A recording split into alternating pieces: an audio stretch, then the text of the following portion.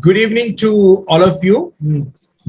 It's a great pleasure once again inviting you and welcoming you to the newer versions of Calcium Masterclass. In fact, we had started this journey an year back to have one of the finest collections of activities and cases on the series of managing calcium and what developed into what we call as Calcium Masterclass. There was in between, because as the world was opening up, we were trying to connect you face to face. At the same time, we thought, why not we have a face to face and a virtual one both?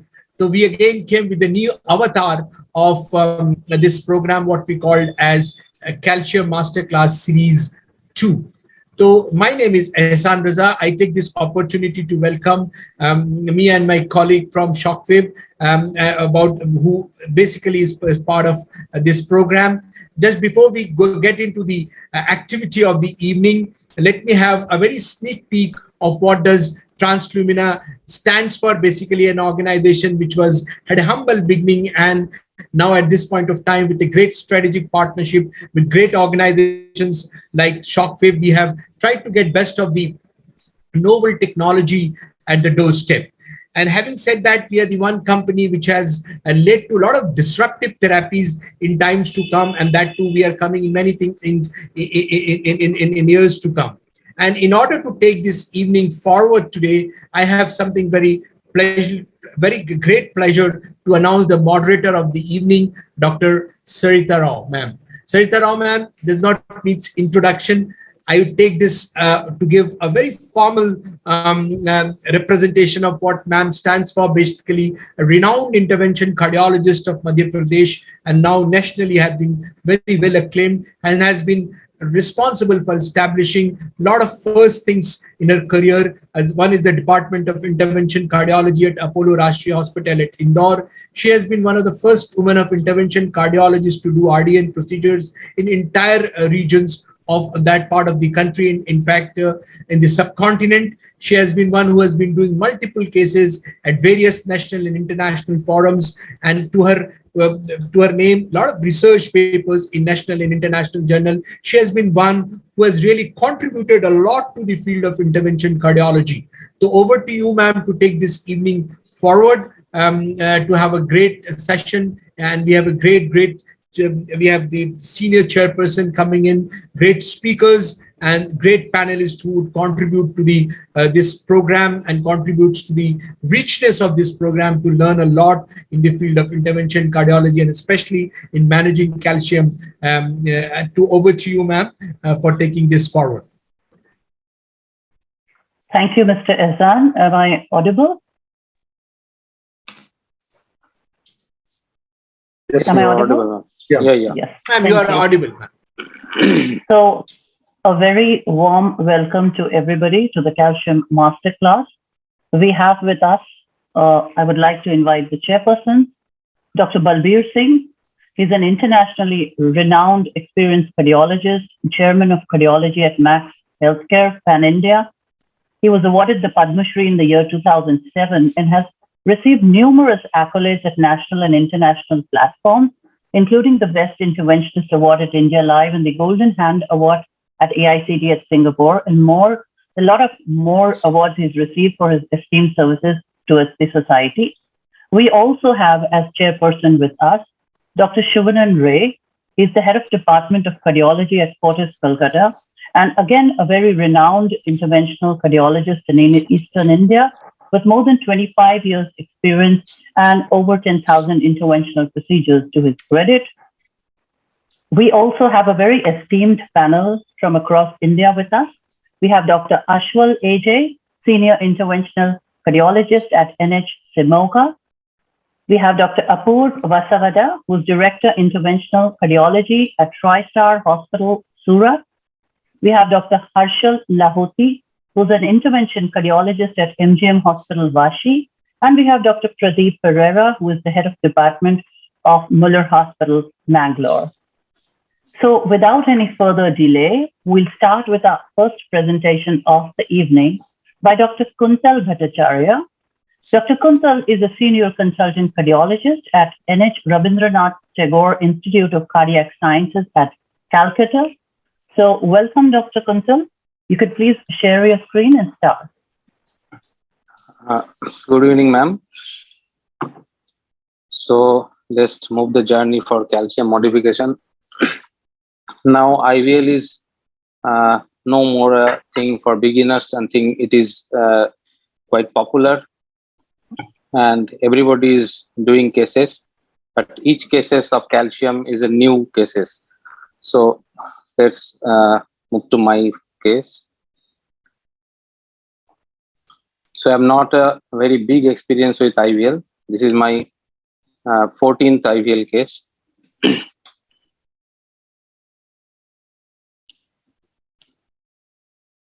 So he's a 68 years female. Is a calcified triple vessel coronary artery disease, but LAD was significantly tight lesion. Presented with unstable angina.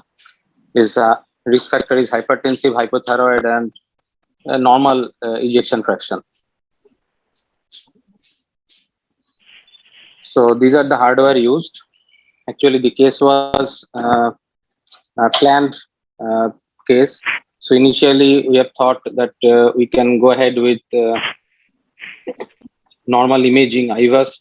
If IVAS catheter is able to pass, then we'll try normal balloon. If normal balloon fails, then we'll try rota and follow. So these are the angiographic view. You can see this is a mid LED, not looking very grossly calcified lesion at the proximate LED, but it is a tight lesion indeed. This is the RCA, which is almost not more than 30% stenosis.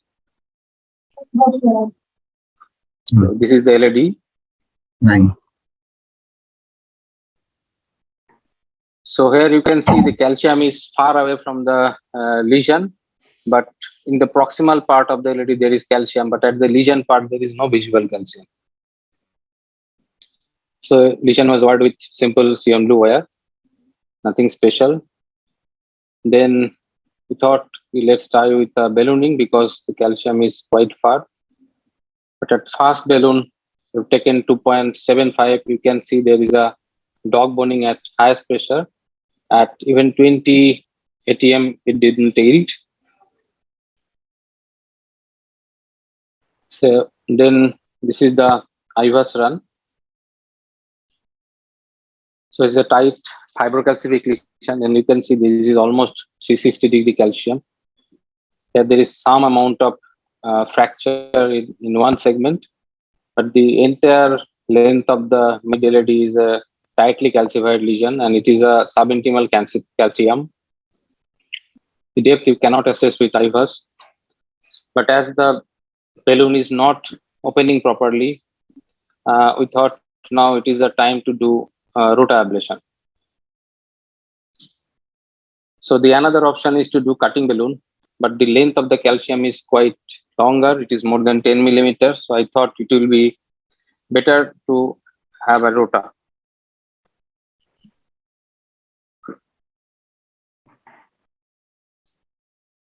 This is the IVAS imaging.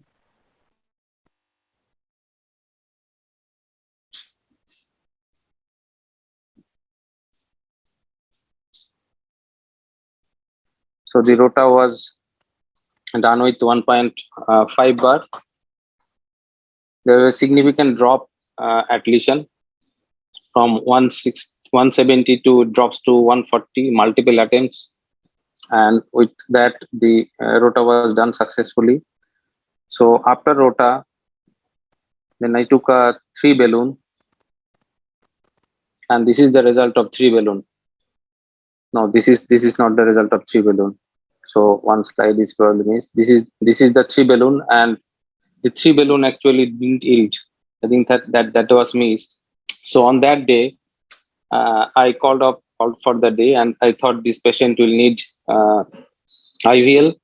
And the second day I post the case again with the help of IVL. So initially again I took a 3 balloon, and 3 balloon didn't yield. So now this is the IVL. So IVL after giving up almost 40 to 50 shocks at the same place, it opened up. So this is the result after giving 40 to 50 shocks, and still you can see some dog boning. So the entire 80 shocks I have utilized in the same place to prepare the lesion. And now you can see after giving the entire shock, now it is the balloon at 6 atm which has completely opened up. So that is the beauty of the IVL. So this is the fracture you can assess. These are the fracture of IVL at the 11 o'clock and 7 o'clock, and there is multiple area. The calcium is well modified. So this is the post IVL run, and you can see the stent is now it is prepared for stent. So again, post dilated with 3O balloon, pre-dilated with 3O balloon, and the stent is positioned, and it is deployed at 11 atm, and at 11 atm the stent is well expanding now. Then it is post dilated with 24 atm, the same 3 balloon, and proximal it is 3.5 balloon. So this is the final view.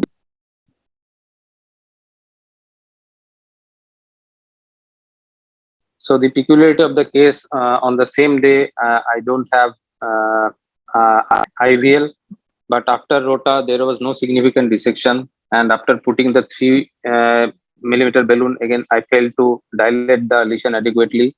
So I left that case for the next day with full preparation of IVL. So this is the post-stenting IVAS result. And this is again the same wrong IVAS.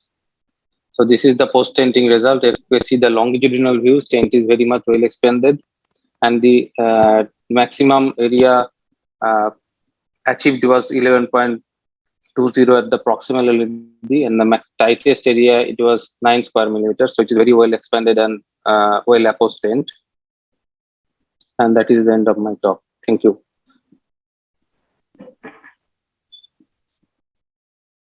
Thank you, Dr. Kuntal, for a very nice presentation. You have very nicely shown the role of IVL many times when our rota fails. But I wanted to ask you, did you think that when your 1.5 burr did not work, did you think post 1.5 burr of upgrading the size of the burr or following the 1.5 burr with a cutting balloon?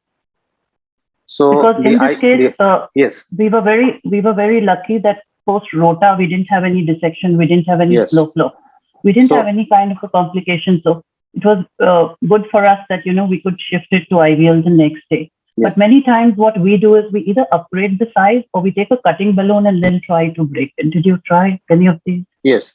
So that is the point. So after rota, when I will take Wolverine cutting balloon or IVL, so rota has always got a bias, and I saw that during rota there is a cut at 2 segments. One is at probably 11 o'clock and another is at 3 o'clock in IVAS. So even I took a larger bar, the rota will again cut at the same plane.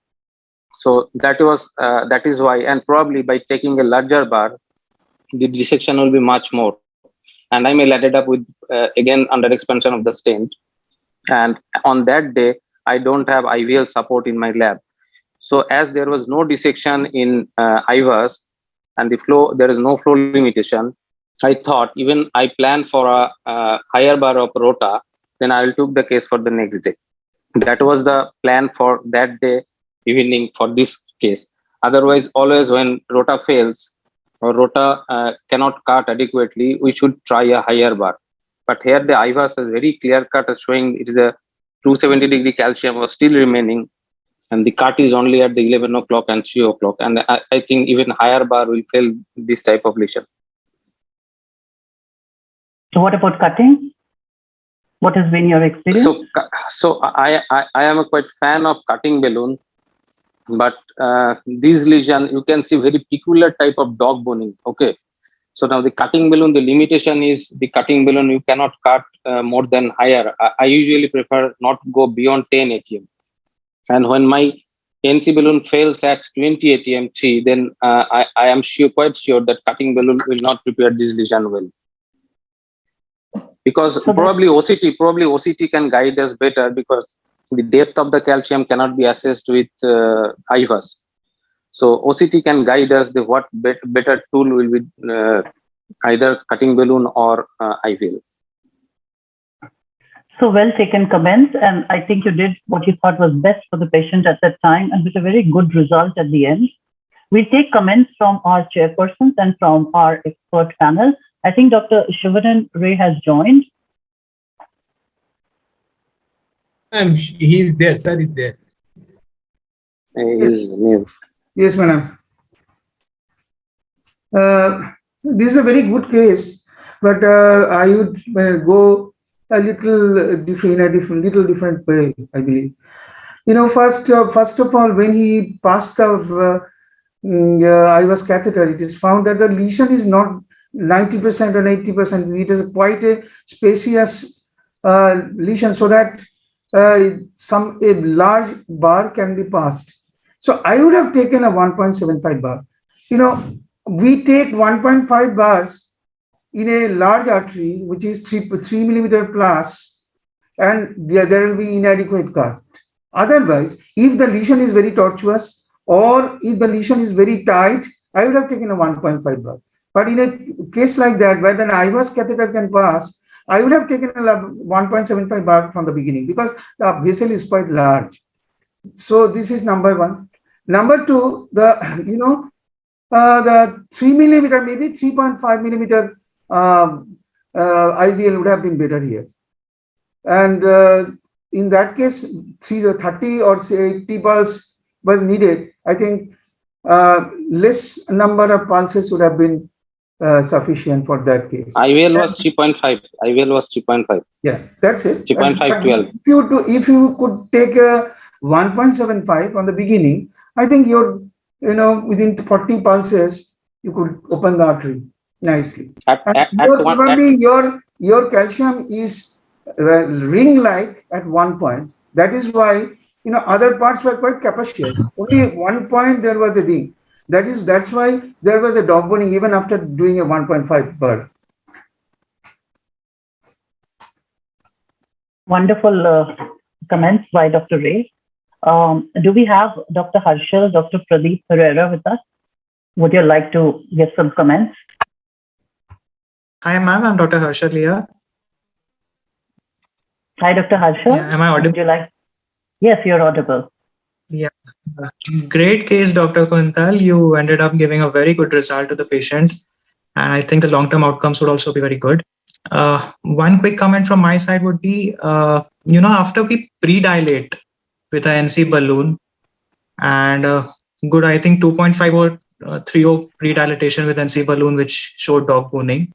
After we do that, generally I tend to prefer a higher, 1.5 or 1.7, rather than 1.5, 1.75 bar, because already we have created a lumen for the rota, and then the yield of the rota is not very good if we have already done a pre-dilatation, because then we end up doing more of a brushing than cutting through rota, and that's why probably you did not get a good yield of rota ablation, because already you had created some space.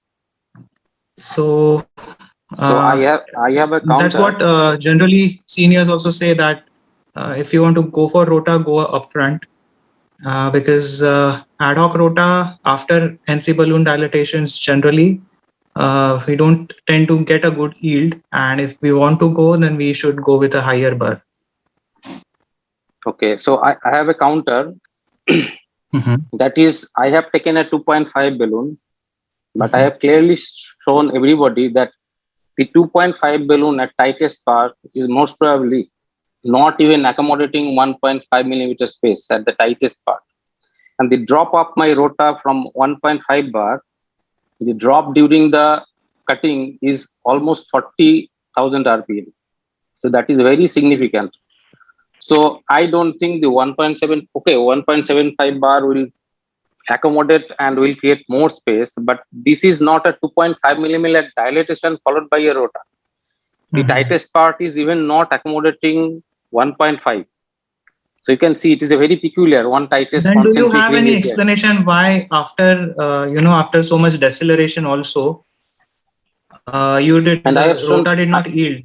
I have I shown mean, that there is a after giving specific, so that much is that resistance and yes, the road I have shown that the cut is at 11 o'clock and 3 o'clock. So there is another chunk of calcium covering almost 200-degree plus area.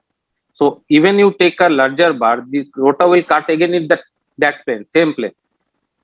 So that was my contemplation from this case. Or from the beginning, somebody can take 2 or 1.75 bar, and the result will be different, definitely. No, I have a small point here, if I'm allowed to say a word.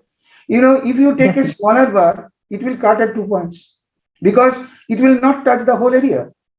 But if you take a larger bar, your cutting area is much more, so it will touch many other places. So you take a smaller, the ratio to bar and artery is very important. If you take a bar of 0.5 bar to artery ratio, you have to take 0.5 is as a lowest, because in where you take a lowest bar, if it is a tortuous lesion or if the lesion is 90%, there you take a lower bar. But if you take a larger bar, its surface will be more. Its abrading surface will be more, and it will not have a directive cut. It will have it will touch all the surfaces, and there you will get a cut even at 11, 3, maybe at perpendicular in some places. So that is why if you do not take a 0.6 to 0.6 bar to artery ratio, you will not have a good ablation. Rota has two important points nowadays. You modify the plaque. As for example, if it's a very long 90% lesion, you use a smaller bar and you create a space, you modify the lesion, plaque modification. But where there is a very severe lesion, concentric, there you have to have an ablation. There, for ablation, rotational atherectomy rule is the bar should be 0.6 to 0.7. At least you should take a 0.6 bar to artery ratio. Absolutely. Those were some very important points by Dr. Ray. The burr to artery ratio, which we've always been talking about, what burr to artery ratio has to be taken. And in this case, because it was a larger sized vessel, it would have well accommodated a 1.75, which is the point that we were all discussing. Also, what was the speed at which you were using your rota ablation, and what wire were you using? It was rota extra support wire, and it was I usually do at 170. So do you normally take extra support? I don't do, but in this case I took extra support because it was very tight, and sometimes I feel that the rota may jump unnecessarily. So I think the extra support I preferred. Mm-hmm. Dr. Ray, your comments about extra support rota wire in this case? Actually, extra support has got a lot of bias. If you use extra support, it will always have a bias. It is better to use floppy in all cases except the ostial one and a very distal, RCA. Excepting these two, I do not use extra support. In my practice, the extra support is less than 5%. Excellent. Dr. Sarita, may I have a different view? Sure, Dr. Khan. Yeah. Go ahead. Yeah. The thing is that, Dr. Kuntal, your case is just like a rota, 24 hours, then TRIPSY. It's not like a rota TRIPSY as a whole. It is a rota 24 hours and then a TRIPSY. So this case is like this.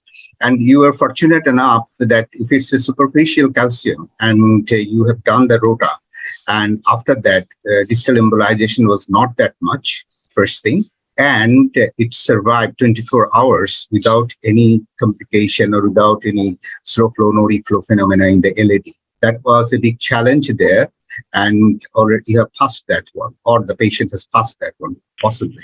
But if I say that from my experiences so far, the little experiences, I think everybody has not that much experience with IVL so far because it's new.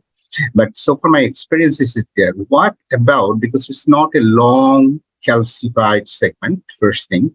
The second thing is that my question first is that when you're seeing the dog boning there, the next day, even after rota, there was dog boning there, right? So even after the next day, when you have taken a 3.5 IVL, right? So 3.5, do you have to push too much, or it has easily has gone in the desert? After taking a 3O balloon, there is a smooth passage. This passage was smooth. It was not so much obstructed, but I used a guide ziegler. Probably that was not shown because Okay. I was quite afraid that it may cause damage to the IVL balloon. Okay, so that's the thing. And so in that case, as it was not an ad hoc PCI and it was a planned PCI, so in this case, it's usually the IVL people knows in my country that I usually take the IVL people along with the rota my crops the same time, because in this case it's not a long segment lesion that you can also cover with an IVL. So why not the after pre-dilatation meticulously? Why not with an upfront IVL? So initially the budget was not fully prepared by the patient. I have explained these are the modalities can be used. So I thought it is a very concentric type of 1-point calcium and it may help. Initially, I thought it can be come over by only Wolverine. But after seeing the initial pre-dilatation when I did the IOS, I thought the rota will help. So I thought that I will come across, I can do this case with rota alone. So that was the probably challenge, and the extra budget of 3 lakhs is always a problem for patients. But do you believe that upfront IVL without rota can work here? And could work here in this case? The delivery will be impossible. It was very tight. I have shown in 1 point.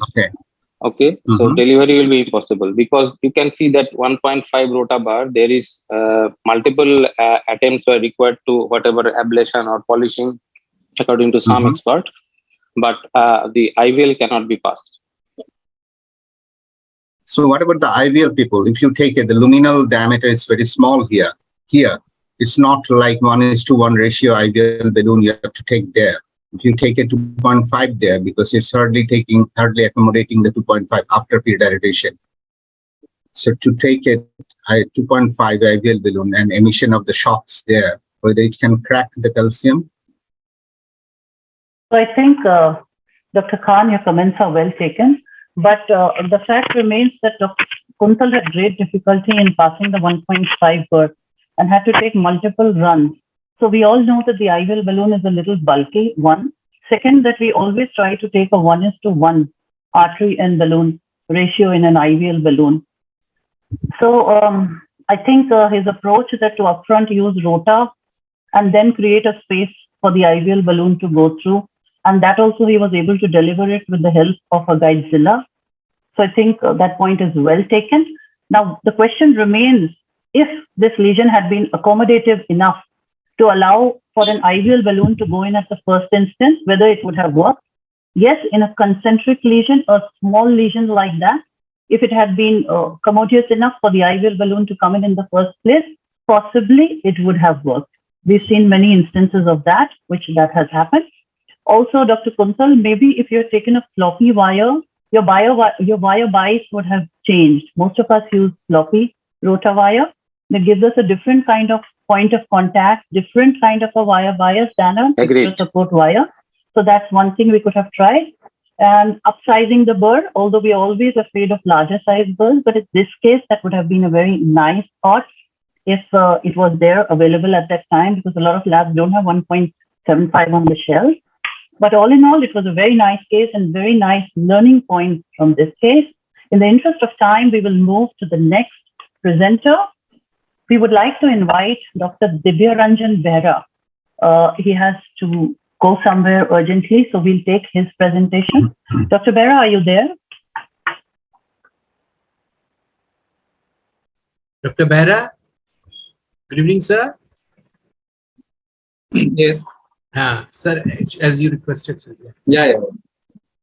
Okay, good evening, everybody. And I am very glad and feel fortunate to present amongst this kind of mind. And the first case by Kuntal was really brainstorming and so much of learning points from it. So I'll go to my case, sharing my screen.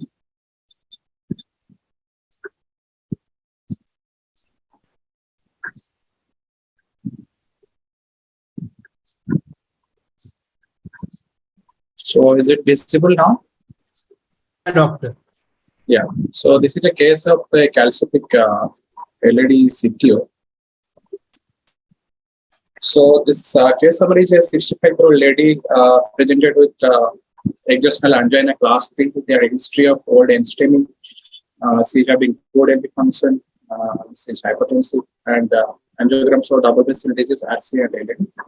So RC was already done. So now I'm only concentrating on the LED part.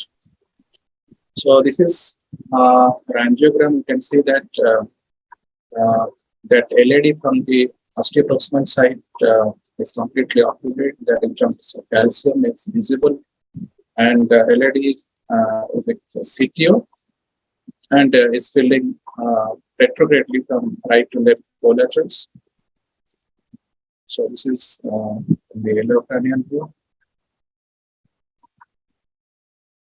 So hardly any channels is seen. So if you go to the JCTO score, the end is I think in between tapered and blunt. It is definitely calcific. Length is, and there is obviously no bending, and length is almost 20. So it is I think not an easy CTO rate by JCTO score. So this approach to CTO is to do dual catheter angiography to know the exact all those things, and if they have any of the things like ambiguous maximal care, distant traffic or interventional collaterals is not present, then preferably the first is antigrade, then is virus place, and if it is not failed, then dissection and re-entry. And if these things are there, then they initially go for retrograde approach. Similarly, virus place and dissection page. So I think they have taken the antigrade approach first, keeping everything ready for retrograde also. But I thought I would try the antigrade first. So this is the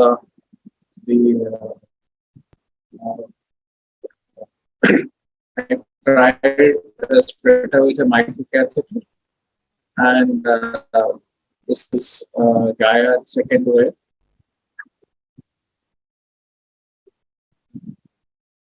Actually, initially, first where I tried it, Fielder XTA, but at some point of time, it was struggling, so I changed to Gaia second and trying to solve into the lesion. And I have to take multiple views to see that whether I'm in the tube. I have to take multiple injections in different views. Yeah.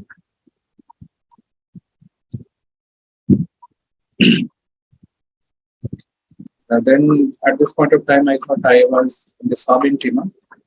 So, but with just slight pullback and gentle rotation and giving a different direction, I felt I entered the distal cap. And after that, the OR peak was free and it went easily. But the next big challenge was putting the microcatheter in, because it was so much of calcific. The microcatheter, I struggled to get the microcatheter into the distal end of the vessel.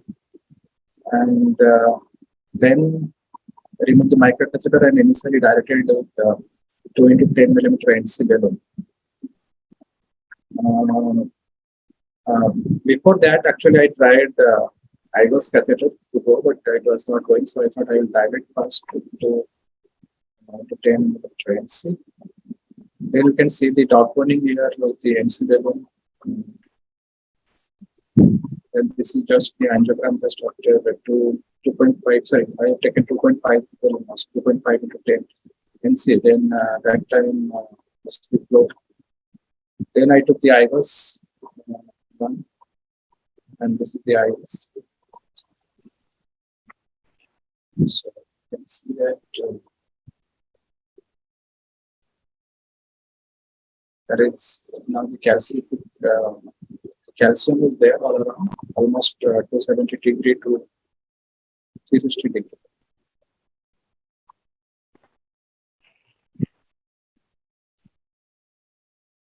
Mr. Concentrate calcium.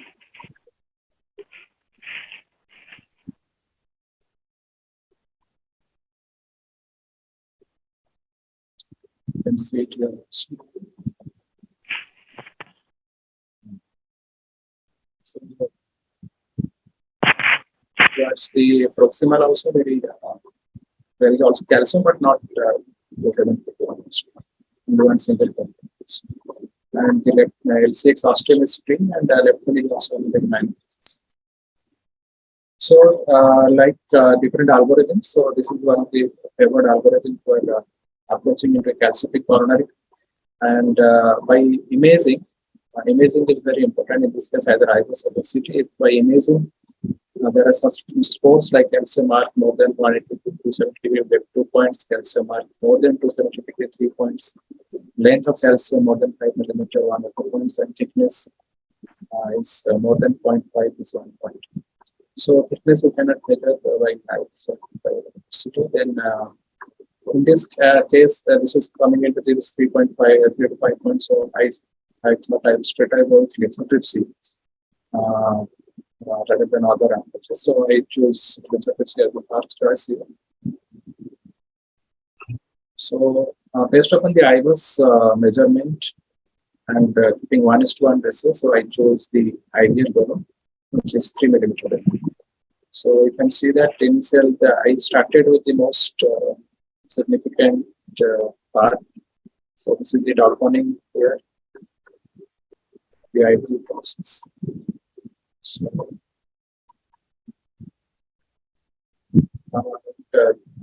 and during the fourth cycle of pulses, the IVN balloon rupture. But luckily, nothing happened. The center hemodynamically is stable. You can see that the balloon is ruptured.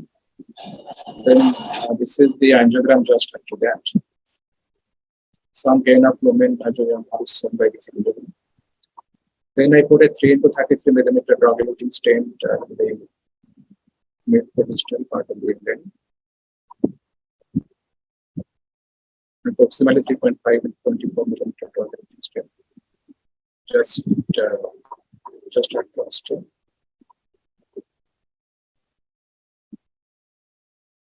Then post-direction distally with 3 millimeter of X. And approximately by 4 millimeters.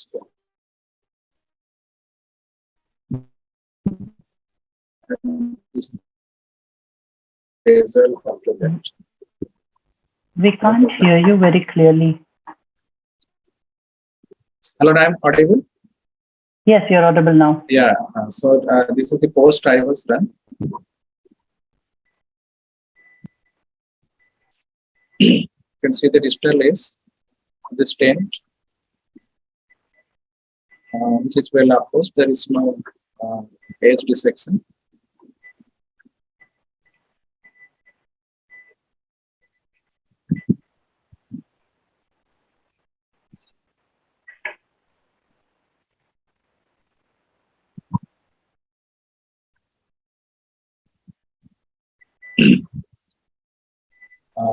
You can see that longitudinal run, there is good luminal area, and there is hardly any constriction anywhere.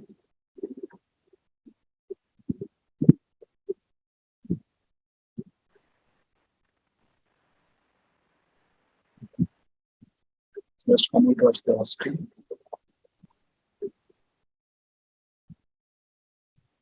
So the stent starts just nearing the osteo. and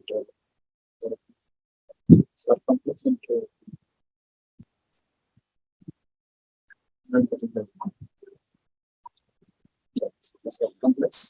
circumflex strings. Then I again directed that part with 4 mm NC. So it's the final result. So the take-home SSS proper planning is required before doing any complex case, and the simultaneous concomitant injection is required for knowing the exact CTO anatomy and to plan your cases. Intravascular imaging is very much important in decision making, and IVL is now emerged as one of the very effective and safe, I would say, calcium development strategy. Thank you.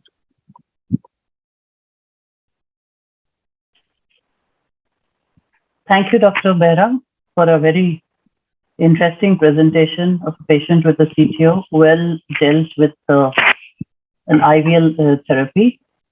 So there were points in your presentation where we couldn't hear you very well. I just wanted to clarify, you had a rupture after 40 pulses of the IVL balloon? Yeah. And after that, you took in the stent? Yeah. Then after that, yeah. After 40th pulse. Okay. So normally, whenever we have a rupture of the IVL balloon, we always feel that there is some spicule over there which has caused the rupture of the balloon at that point. So after the IVL balloon rupture, did you think about taking another IVL balloon, or did you think about taking an OPNNC at that point, or did you think about taking a cutting balloon at that point, or did you straight away go with the stent? No, after that I did an angio, and I thought that the lumen is good, nicely opened at that point where the dogmoning actually happened, where the so that's why I took. I had when the patient didn't monitor the second IVL, and I'm saying of that also. But if at all it has not been expanded, then I could have gone with OPN balloon post. You took an Ivostron at that point? Yeah, Ivostron was good. Okay, so that's interesting. And we'll take some comments from our chairperson, Dr. Balbir, Dr. Ray.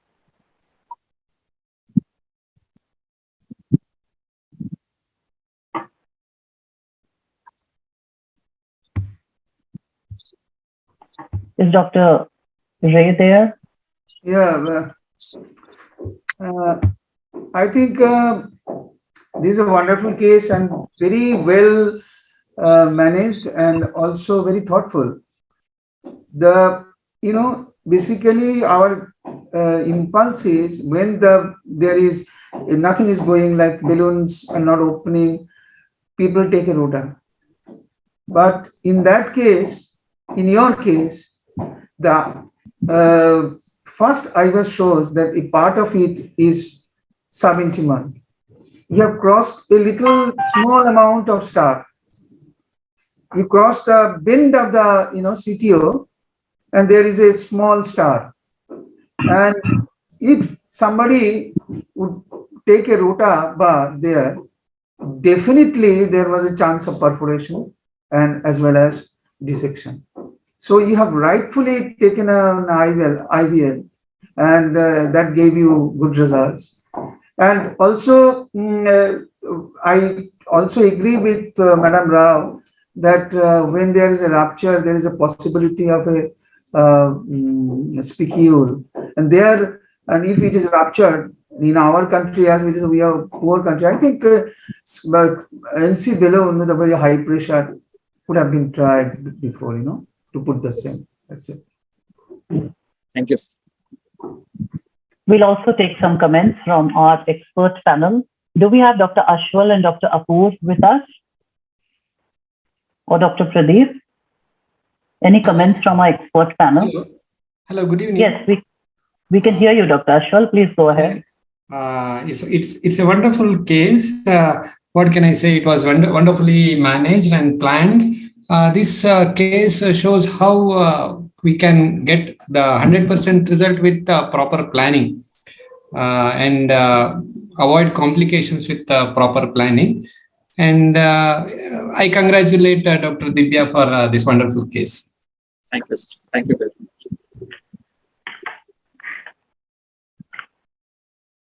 Madam, I have a question here. Suppose, as in this case, when he after multiple shocks, the balloon ruptured. Suppose in a patient, the initial shocks itself, the balloon ruptures, and there are no other options available for further because of the financial constraints. What would be your approach? How would you further proceed? So that's a very interesting question, Dr. Pereira. So couple of things. One is that we've also had IVL ruptures in our early days. Now, for the past 15 cases, I've not had an IVL rupture. In my early days, my IVL balloon ruptured twice. So one thing I've learned is I do not go beyond the 4 atmospheres. Normally, they recommend that after you give the pulses, you go up to 6. I don't go. I go till 4. The point is to maintain a contact with the vessel wall and deliver the shock so as to break the calcium. I don't use the IVL balloon as a dilatation balloon. I only use it to deliver the shocks and break the calcium. So we stop at 4 atmospheres. We don't go to 6. Second, if the patient's finances are a problem, and we know that rotoablation also costs, IVL second balloon will also cost. One thing is that if you request the company people, many times if the balloon has ruptured, they do allow you use a second balloon. Mr. Ehsan, forgive me for saying that, but you helped me out once in that. The third thing is that I would have then tried with either a cutting balloon or an OPNNC. If I am stuck in a situation where a patient can't afford a second IVL, cannot afford rotoablation, then I would go in with a cutting balloon or with an OPNNC or with a very high pressure NC balloon also to see if I can crack open the lesion. Dr. Ray, do you have any other options there available?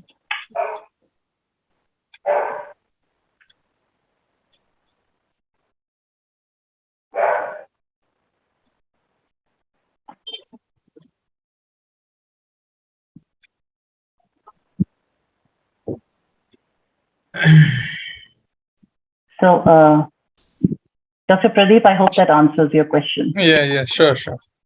Yeah, but Dr. Sarita, the question is here that 4 atmosphere when you are doing that one. I'm usually in some cases I'm taking after giving the shock to go for 6 atmosphere. Still now, after cases or tens of cases, still I didn't face any problem with the rupture. So this is really what I've seen.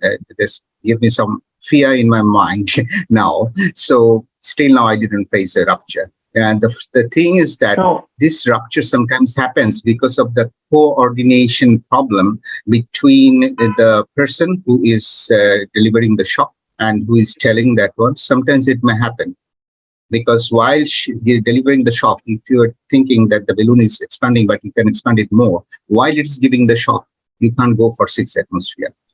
So whether that sort of coordination problem happened during your procedure? No, I myself was given. Okay, sorry. Yes, Dr. Behra, go ahead. No, in my case, there is nothing because I am the person who is doing the procedure, and also I am also regulating the sound. So that I think initially they have some problem with the when there is some air bubble in the they are telling. I don't know. Mr. Ehsan Raja can answer that. If some minute air bubble or something can be there. If it's not very thoroughly air is taking out, any small bubble can rupture. Or the most common cause of rupture, what I felt, is the picture. Sorry, I'm not in the atmosphere. Because your target is just to break the calcium, not to overexpand. Absolutely. Dr. Behra, we couldn't hear bits of your point there, but we get the point that, yes, usually it happens when there's some kind of spicule there, and that's either there is improper preparation of the balloon sometimes, or but we get the point that there was no coordination over there because you were the person who were doing the procedure. Yes. So yes, this has happened, and this used to happen in the earlier design. Now they have improved upon the design also, and now we don't see so many ruptures at all. I've just noticed that Dr. Balbir Singh has joined us. So welcome, Dr. Balbir. And we were presently discussing upon the point that I don't know if you saw Dr. Behra's presentation, but he had a rupture of the balloon after 40 pulses. So we'll take Dr. Balbir's opinion about that.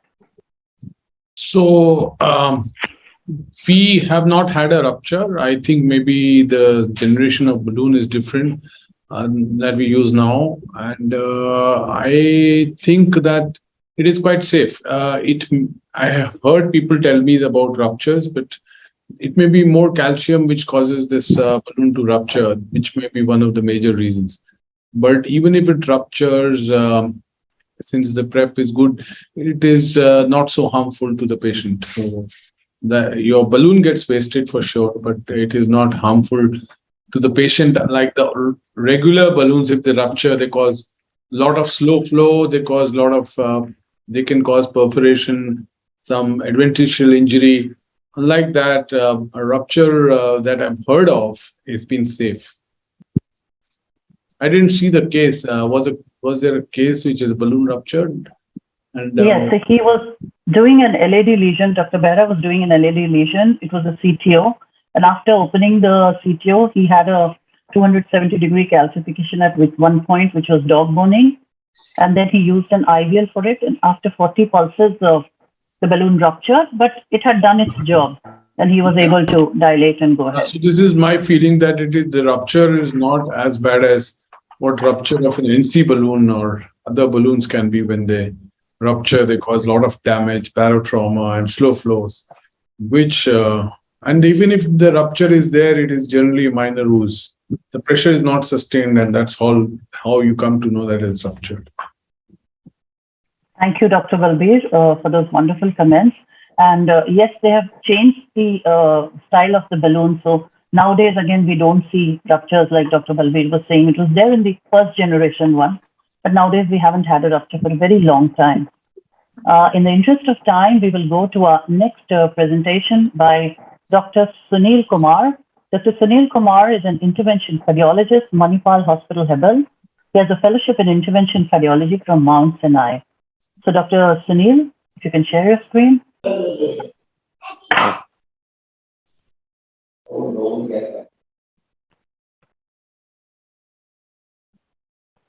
My screen visible?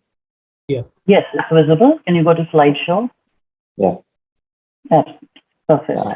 I'm going to show a couple of cases of IVL assisted complex PCI. The case one, the patient is a 74-year-old gentleman with ACS instability, and he presented with acute pulmonary edema. He also had an AKI. He had multiple comorbid conditions like diabetes, hypertension, diabetic foot, recently undergone PTA to the below knee results. He also had a hepatocellular carcinoma. Echocardiogram showed ejection fraction of around 35%, and overall was more hypokinetic and moderate MR and severe TR. So this was his right coronary system. As you can see, diffusely calcified and diseased right coronary artery. This is the left system, calcified ostial left main with diffuse disease and diffusely diseased LAD2. So the culprit was looks like a circ, the proximal circ. Again, the circumflex was also heavily calcified. So, because of his multiple comorbid conditions and hepatocellular carcinoma, the surgeons said that they will not be able to operate him. So, we decided to go ahead with the PCI. Plan was to do a left main bifurcation PCI and manage the RCA medically. This is a 7 French system from the right femoral approach. So, regular run-through wire was placed in the LAD, and then the BMW wire was in the circumflex. Pre-dilatation was done with the 2 mm semi-compliant balloon. So this is the IVUS, then the IVUS was done. I'll just show the proximal. This is the IVUS run from LAD to left main. So this is the proximal LED, as you can see, 270-degree calcium, circumferential calcium now. This is the circumflex coming there. This is the left main.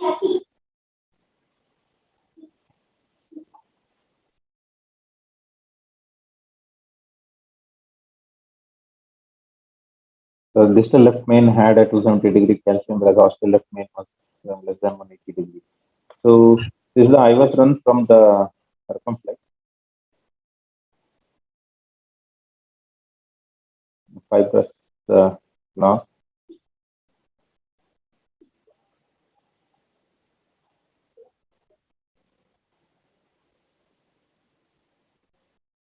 Ostial segment had some calcium. Again, this is the left main. You can see a significant left main circumferential calcium. So based on the size, we took a 2.5 by 12 IVL balloon based on size in the IVUS, and then the lithotripsy was done. The LED was given. Plan was to just send the proximal LED. So these 20 pulses are 20 pulses in the LED, 30 pulses in the circ, and then the left main 30 pulses. Because of his moderate LV dysfunction, 35% MR and severe TR, IABP as a support. And because RCA was also decreased, we will be excluding the left main during the procedure, during the IVL procedure, at least for 20 seconds. So he relatively tolerated the balloon occlusion of the left main, probably because of the IABP support. So this is after the IVL. I'll just show some. These are some cracks which you can see in the post IVL. You can see the IVL induced cracks here and here. So then it was decided, I decided to do a decompress technique. 2.5 by 32 synergy was deployed in the circumflex, and then the wire and balloon was taken. And this is the first brush of the circumflex stent with 3 by 12 NC in the LED and the distal left main. Then the post dilatation of the circumflex stent was done with 2.5 by 12 NC. And this is the first case. 3 by 12 NC in the LED left main and 2.5 by 12 in the circumflex. So this is after deployment of the LC extent. So here you can see there was probably a balloon-induced dissection here in the distal left main. So 3 by 21 Vivo ISR was deployed from left main to LED. So this post deployment. Then just a pot was done with 3.5 by 8 non-compliant balloon. Then the circumflex was recrossed, and then struts opened with a 2 millimeter balloon. The 3 by 12 NC was used to post dilate the LED, and this is the second testing with 2.5 by 12 NC in the circumflex and 3 by 12 NC in the LED. And the final pot was done with 3.5 by 8 NC. So this is the final IVUS run from LED to left main. You can see well deployed stand, no malopposition.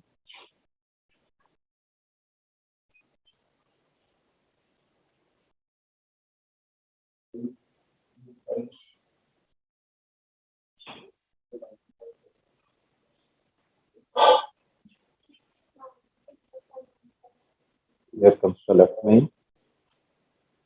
This is the left main stand is well opposed. The area we got was around 12. This is the ostium. The ostium of the left main is well covered. So this is the final picture. As you can see, the left main and the prox LED is very well opened up, very well deployed stand, as well as the proximal step. So this is the final shot. So this is about the first case. I would like to show another case where the reasons to show this case is the complications with the IVL balloon is extremely rare, like dissection or a perforation In fact, there was zero perforation at I think 0.1% of dissection in the disturbed studies. So here I had encountered a significant complication of post-IVL therapy. So this patient was a 64-year-old gentleman who presented with shortness of breath for 2 months. He was a diabetic and hypertensive. ECG echo was normal. Treadmill test was positive. So I was advised angiogram. Relatively insignificant disease in the right coronary artery. And this is the left coronary artery. The left main was fine. The early diagonal or ramus had mild disease. The circumflex had mild disease. But the proximal mid LAD had had a heavy calcium and a long segment 90 degrees lesion. So he was advised for a PCI to the LAD because of the heavy calcium. IVL was advised. The family agreed. So the problem was that I could not get the pre-PCI IVUS images in this patient because the IVUS machine suddenly it was not on. So we had to call the company people, and then they were doing some troubleshooting, and I had started the procedure. I didn't wanted to wait for them. So we thought, okay, we'll first do the stenting, and then post stenting we can do a IVUS run.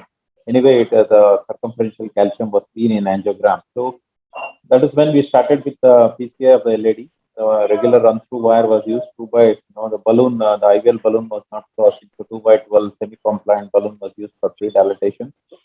Then even then it was not crossing. So I had to use upscale the balloon to 2.5 by 10 semi-compliant balloon.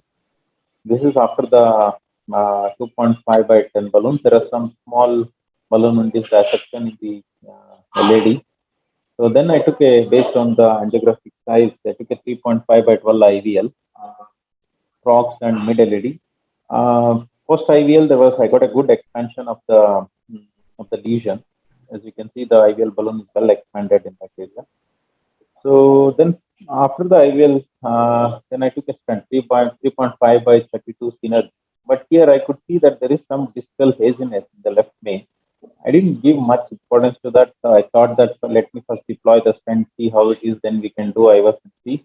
But after the IVL, I did not do any more pre-dilatation. Directly, I took the stent, and you can see here that there is a distal left main haziness. I deployed the stent. Stent expansion was good.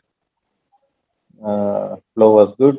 So still they were working on the IVUS machine, and that distal left main haziness persisted. So I thought, okay, let me do the post dilatation, and then we'll do the IVUS run. 3.5 by 12 NC was taken post dilatation. Then, as a result, here you can see there is some flow in the LAD is slightly less. And then the distal left main, the cranial view, the lumen seems to be compromised compared to before. And the haziness still persisted in the distance. Luckily, the IVUS machine was ready at that time, so I thought, okay, let me do an IVUS run and see what exactly happening in the distal left main. So this is the IVUS run from LAD. I just come to the area of interest. The stent was well opposed. There was no issues in the stent, as you can see the circumferential calcium here.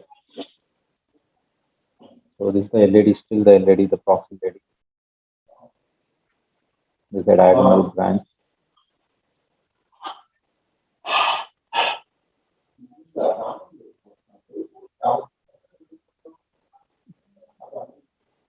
Sorry, this is the diagonal branch, and now we are coming close to the. Yeah, this is the circumflex coming, and as you can see, after the circumflex, you can see a pulsatile mass that is the left main. The intramural hematoma. This was the cause for the haziness. And also there was a compromise in the left main limb, as you can see here.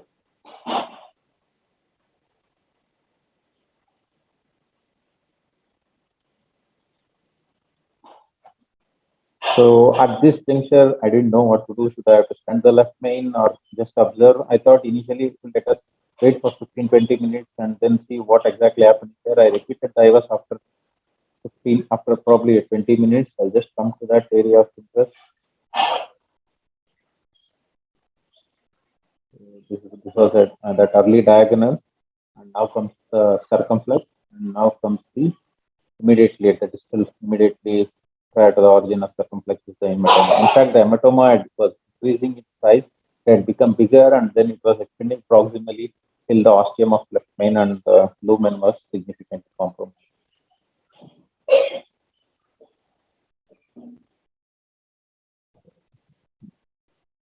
Now see, you can see that it is extending up to the ostium of the left main. So I decided that yes, we can't leave this hematoma between the left main. So I took another stent. This is a 4x23 Zions, and then I stented from the ostium of the left main, overlapping the LED stent. Post stenting, things were okay. Then I did a post dilatation with 4x10 NC. This is the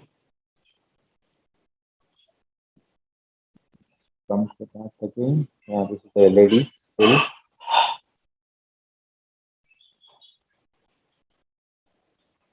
And now we are entering the left main. You can see that hematoma is now well compressed, excluded, nicely expanded left main stent.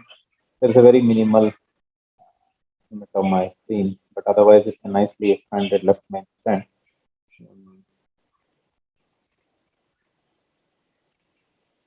And this is the ostium. The ostium was fully covered. Unfortunately, this was not the end of the story for this patient. So this was the final run, well deployed left main and LED stent. But I realized that in the end there is a small wire-induced probably staining in the very distal LED, small wire-induced. And this is the caudal view, nicely expanded left main LED stent. Because of that staining, I had to look, do a serial echo. So this was the pre-procedure echo, which was completely normal. And this is after half an hour after the procedure, as you can see some collection in the apical portion, and then there is a very much collection in the subcostal view in the RV side. And the collection gradually started increasing, and we were doing echo every half an hour to 1 hour. He was absolutely fine, asymptomatic, vitals were normal, no signs of tamponade, but the collection was gradually coming. This was the at around 11 o'clock in the night.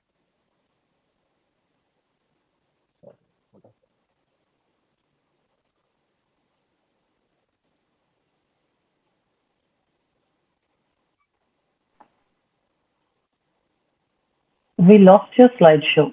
You've gone to the first slide. I mean, I think I'll just close the program and then I'll talk. Suddenly the PowerPoint stopped responding. Let me come back to it. I'll come back. Just give me a second.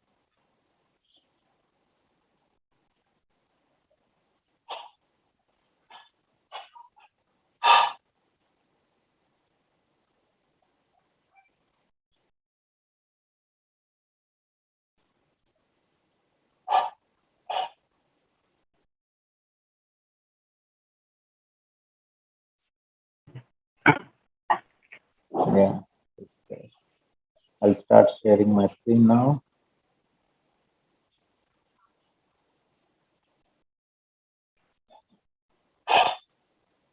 Can you see my screen? Yes, we can see it. Yeah, so this is around 11 o'clock in the night, where you can see that the hematoma is slightly worsened compared to the afternoon one. It was a gradual collection. Patient never had any symptoms or hypotension or anything. I was next to the patient the whole night, continuously monitoring, thinking that the better result could have tell, but this was the maximum it could get, and gradually it reduced. This is after 3 days where there's the resolution of the effusion. Yeah, these are the two cases. I'll just stop sharing this. So the first one was the left main bifurcation, elderly gentleman with the diffuse. This is the second one. I just wanted to highlight the complication of the IVL therapy, which is not very common. So thank you, Dr. Sunil Kumar Srinivas. Very nice cases and very interesting learning cases. Your first case was an excellent demonstration of the use of IVL in left main. It has come as a boon to us, especially because when we're using IVL, we can keep wires in both the LED and the circumflex, which we couldn't do with the rotablation. Also, it eliminates to a great extent the amount of slow flow and distal embolization, which we used to have when we were doing lesions with rota ablation. It always came with that scare. And also, there's always an option that, if the 10 pulses time is too long, you can always deflate the balloon in between and then continue with the pulses after a gap and allowing the coronary perfusion to occur. So IVL in left main cases is really picking up and has proved as a boon to many of us and many of our younger operators also. And your second case was very interesting. So two things that I want to ask you is, why do you feel that intramural hematoma occurred in the left main? One, was it because of the IVL, or was it because you were struggling to get the balloon in because it was such a tight lesion and you might inadvertently have taken the guide inside, or there might have been a push and pull? And also during the excessive, when we try to get a balloon across such a tight lesion, the wire inadvertently goes ahead and creates a distal perforation. So why do you think these two complications occurred in your case, the hematoma and the distal perf? So the distal perf is wire-induced perf because we were concentrating on the left main and the hematoma and all. So we were not, concentrating on where the distal wire is. That was the cause for the distal perf. Whereas the hematoma, since the IVL balloon, I did not push hard for the IVL balloon. Since it was not going, I took a 2 millimeter, then 2.5 millimeter. Those balloons went easily. So I feel that this could be I don't know, probably I oversized the IVL balloon. 3 might have been better instead of 3.5. I'm not sure the reason, because this has happened. The haziness started appearing immediately after the IVL. I did not even pre-dilate after that. Since the IVL balloon expanded nicely, I directly went with the stent. So, and it wasn't there before. So it is definitely after the IVL therapy. So it's kind of a rare situation because we know that IVL, concentrates on the hard tissue. It hits the calcium and leaves the soft tissue alone. Because of the varying impedance of these two kinds of tissues, it selectively attacks the calcification. But we'll take the opinion of our experts. Dr. Balbir Singh, we would like your comments on this. As far as the hematoma is concerned, it is very clear. If you look carefully at those IVUS runs, there's a dissection flap, there's a lumen compromise, and then the hematoma starts. So if you go as you go with the pullback, there's a clear dissection. That dissection then causes that flap, and then you see the hematoma. So it is obviously induced, and there's no way that you can leave such hematomas. This is not those kinds of hematomas just can be left, or not one of those that you use a cutting balloon to create a gap. This is already a dissection which has caused the hematoma. And this dissection was probably due to the post-dilatation balloon. And there is very nicely done cases. And that haziness business of left main and how IVUS helped to sort that problem out is also very important, because when you leave such haziness without having an ultrasound or a OCT in such cases, it's a disaster. So, and just these clues on haziness helping you to guide an IVUS was a very important thing. And I want to know, after that, the pericardial effusion settled, or did you go and tap it? No. I mean, I was monitoring because the vitals were stable and it was a very gradual collection. Every half an hour we used to do the echo, and then the maximum it went was till the midnight around 11. After that, it settled, and then in 3 days it was almost completely disappeared. So my dictum generally is to have it fixed in the lab. You just need to get it the microcatheter and even put some blood or even a fat. That generally settles. I am very certain you saw this in the lab, and it was very distal and it was very small. Yeah. So these are distal and small ones which come in the night and trouble you. So there is no fixed rules for these. I know. So the worst thing is that they just come in out of the blue, and you're not there. Somebody else is there, and they cannot manage tamponade properly, and that's where you get into trouble. And the whole night he may be just stable, and suddenly he may just with a small leak. So they're very dangerous, and having a good eye in the cath lab is sometimes what is needed. But very nicely done. Both of the cases very nicely done. Thank you.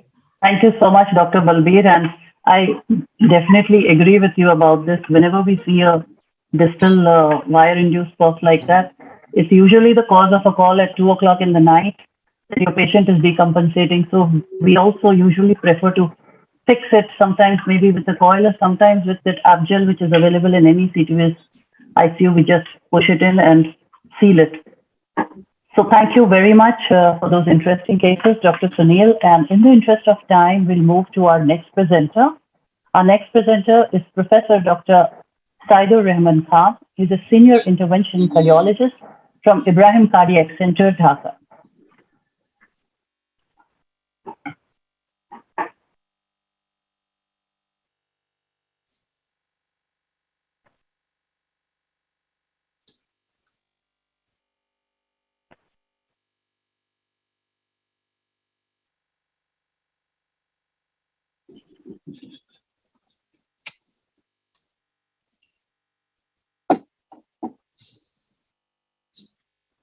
Dr. Apoor, you want to say something before Dr. Khan starts? I see that your hand is raised. Regarding the second case, first of all, apologies for sorry to join late. I was stuck up with something. That second case, you had a hematoma extending all along the left main, and of course, you had to stent it. And Dr. Balbir commented regarding using a cutting balloon. But is there a significant risk of a late malapposition by directly stenting? Okay. Should we just cut it with a cutting balloon first and then stent? So to release the hematoma and then expand the vessel, because you are compressed the hematoma under the stent. And now if it absorbs later on, it might cause malapposition. So is this a serious risk or not?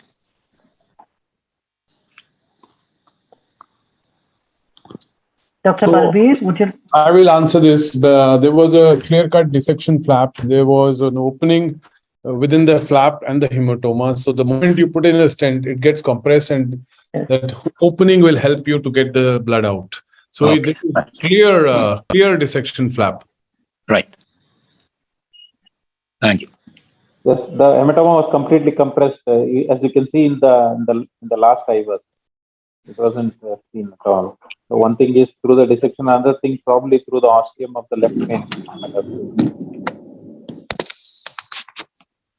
Dr. Khan. Yeah. Am I visible and audible? Yes, Sir, you're yes. audible and Okay. we can't see your Not first visible. slide. Yeah, because it starts in that way. It's a blank way, and then it comes out. So you see these pictures, like so many maneuvers and so many hard cooking stuffs are there to make a calcium in the coronary. And at the same way, this complexity ultimately to treat the calcium in the coronary is also that much complex.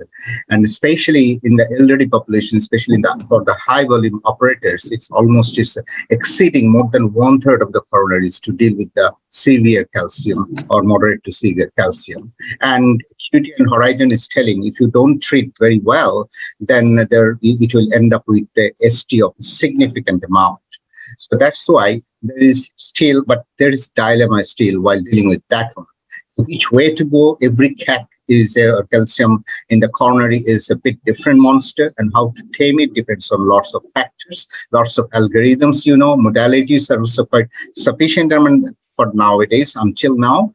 So in a nutshell, that I like these simplified algorithms, and these algorithms you can use for treating the calcium.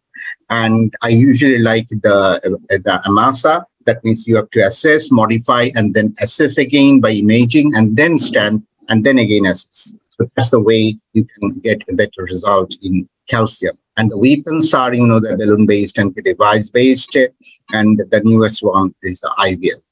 And if you see the evolutions, not too many bigger trials, just inclusively for calcium, but these are the trials with the smaller numbers up to this evaluation. The last one is the crunch registry with IVL, which is not a RCT obviously. So let's see my case. The first one is a post-CAVG case. So obviously this patient is 70 years old and CAVG was done 7 years back. surprisingly and amazingly, with 5 grafts with 4 SVGs and Lima. And also he has all the respectors, including the CKD. And this time we presented with the non-STMI with sinus bradycardia, and also ejection fraction is 35 to 40. So they're very frail and very, very much a HBR case you can see by this precise depth stir. So it's a case of ACS with HBR. So what we are seeing here, the native RCA is still there with severe diffuse disease in the early, mid, and distal segment, and naturally nothing is salvageable in the left system. Lots of dust in the old case, which can be expected for elderly patients with post-CABG. And Lima 12 is still patent, and out of 4 SVGs remain 1, and which is also struggling a little bit. But that another 3 grafts has gone with the wind. So native. So now lots of questions here. It's a million currency questions rather than $1 million questions. Native to intervene is better than to hunt for SVG. So for smaller trials, and registry says that it's better to hunt for the native one. So we have taken the decision to do the PCI to calcified network RCA, and minded that his left system, which is supplying the left part, is echocardiographically is almost non-viable. So only viable artery is the native RCA, which we have to fix it in a very bad comorbid conditions. So, and I have left, it's my decision here that to, as considering the telemetry flow, I didn't want to go for the graft at the same day or at any time if symptom is not there. So this is the RCA which we are talking about and to deal with. If you see here, even angiographically, you can see the whole segment is calcified in different parts, and we can smell that one from angiography actually. It's abundant, both deep and superficial possibly, and the distal RCA has got a much more a chunk of calcium involving the bifurcation. And these 2 segments, the target lesions where the most severe lesions are present. So how to handle this rocky RCA? The clinical conditions, comorbidity of the patients are also to be considered here. That's why I have told the dilemma here. So all the armaments you have here and imagings also. But at the same time, considering the calcium, so far how much we are dealing with these things. I like the Renu Birmani's this paper published in 2018, that how much we will deal with the deeper calcium, how much with the nodule, and deeper calcium are stable. So in these sort of cases, better to go a little bit in a simpler way, which is possible.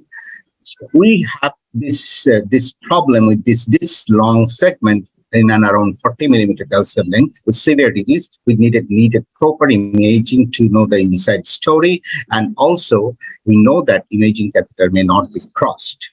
And this distal RCA up to the bifurcation, if you see that one, 30 millimeter segment is a pain because there's a chunk of calcium there.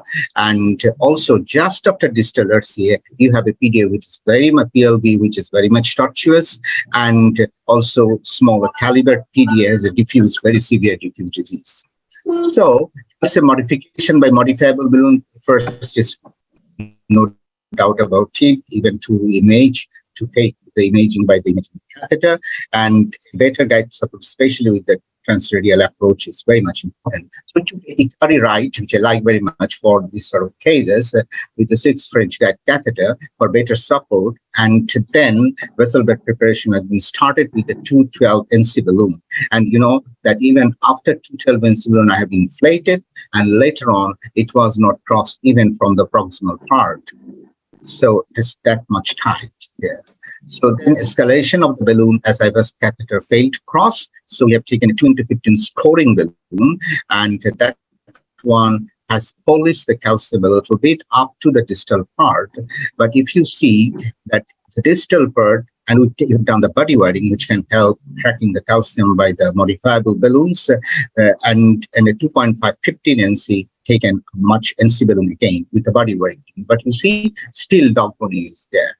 So later it has been revealed, it has been just this problem has been solved a little bit by the balloon. Now this rock ears is ready for imaging. Obviously, OCT is better for calcium to predict the Fujino's score, but we did the IVUS as OCT was not non-functioning at that time. So the first IVUS assessment is like this. See here that almost 360 degree or somewhere 270 degree calcium is there, and in some points, especially these points and these points here, and here also in distal part, you see that calcium has a little bit cracked somewhere, but by the balloon, but not at all sufficient enough to go for any sort of stenting. So far balloon did this, and this is not enough as evident by the IVUS. So here is the dilemma that whether we go for ablation, which may end up with the metal jetting of the whole RCA, and also your calcium, chunk of calcium is involving the distal bifurcation, and after that bifurcation, how far you will go with the rota, and what would be the rota bar for these cases for the distal RCA and for the proximal RCA, and it will be too risky, and remain also reminding that one that patient is very much in strong comorbid condition and with a poor ejection fraction and with chronotropic incompetence also. So distal embolization risk will be there, and which may cause a catastrophic event during procedure. So in this case, the length of the calcium is an issue. So far, I didn't show superficial that nodules are there. So we chose the IVL, even though you know that up to the trials, disruptive trials to CAT3, CAT3 less than 32 millimeter up to less than 40 millimeter calcifications can be treated with IVL, and they didn't touch the bifurcation yet included this sort of patients, except CAT4, which is included the bifurcation and derivation lesions. So both for morbidity and safety of the procedure and operator's comfort is also one thing. We have chosen the IVL to go, and we have taken the for especially for the distal one, 2.512 shock of balloon. Why 2.5? For the distal one, it's okay, it's almost 1:1, but for proximal one, it may not be 1:1. But at the same time, you have to remember, even this 2.5 balloon, while we are taking the luminal irregularities in the proximal and early mid part of the RCA, where the target lesion was there, it was very much hard to cross that balloon. So the distal part, distally, we have given the 30 pulses, and looking at the balloon, also you can judge that it works well, and then proximally also with the same balloon, but we didn't have that luxury to take another IVL balloon of bigger profile.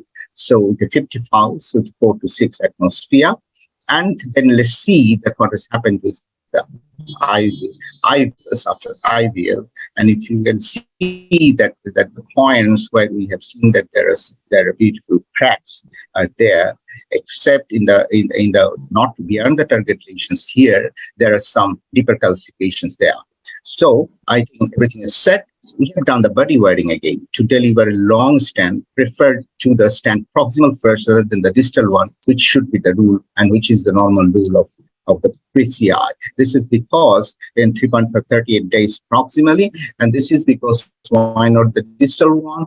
Too hard to cross any device through the mid RCA. That is one thing, and to use the body wire, which ultimately will trap by the stand proximally, and it will give a better support for me rather than using a third zero or something.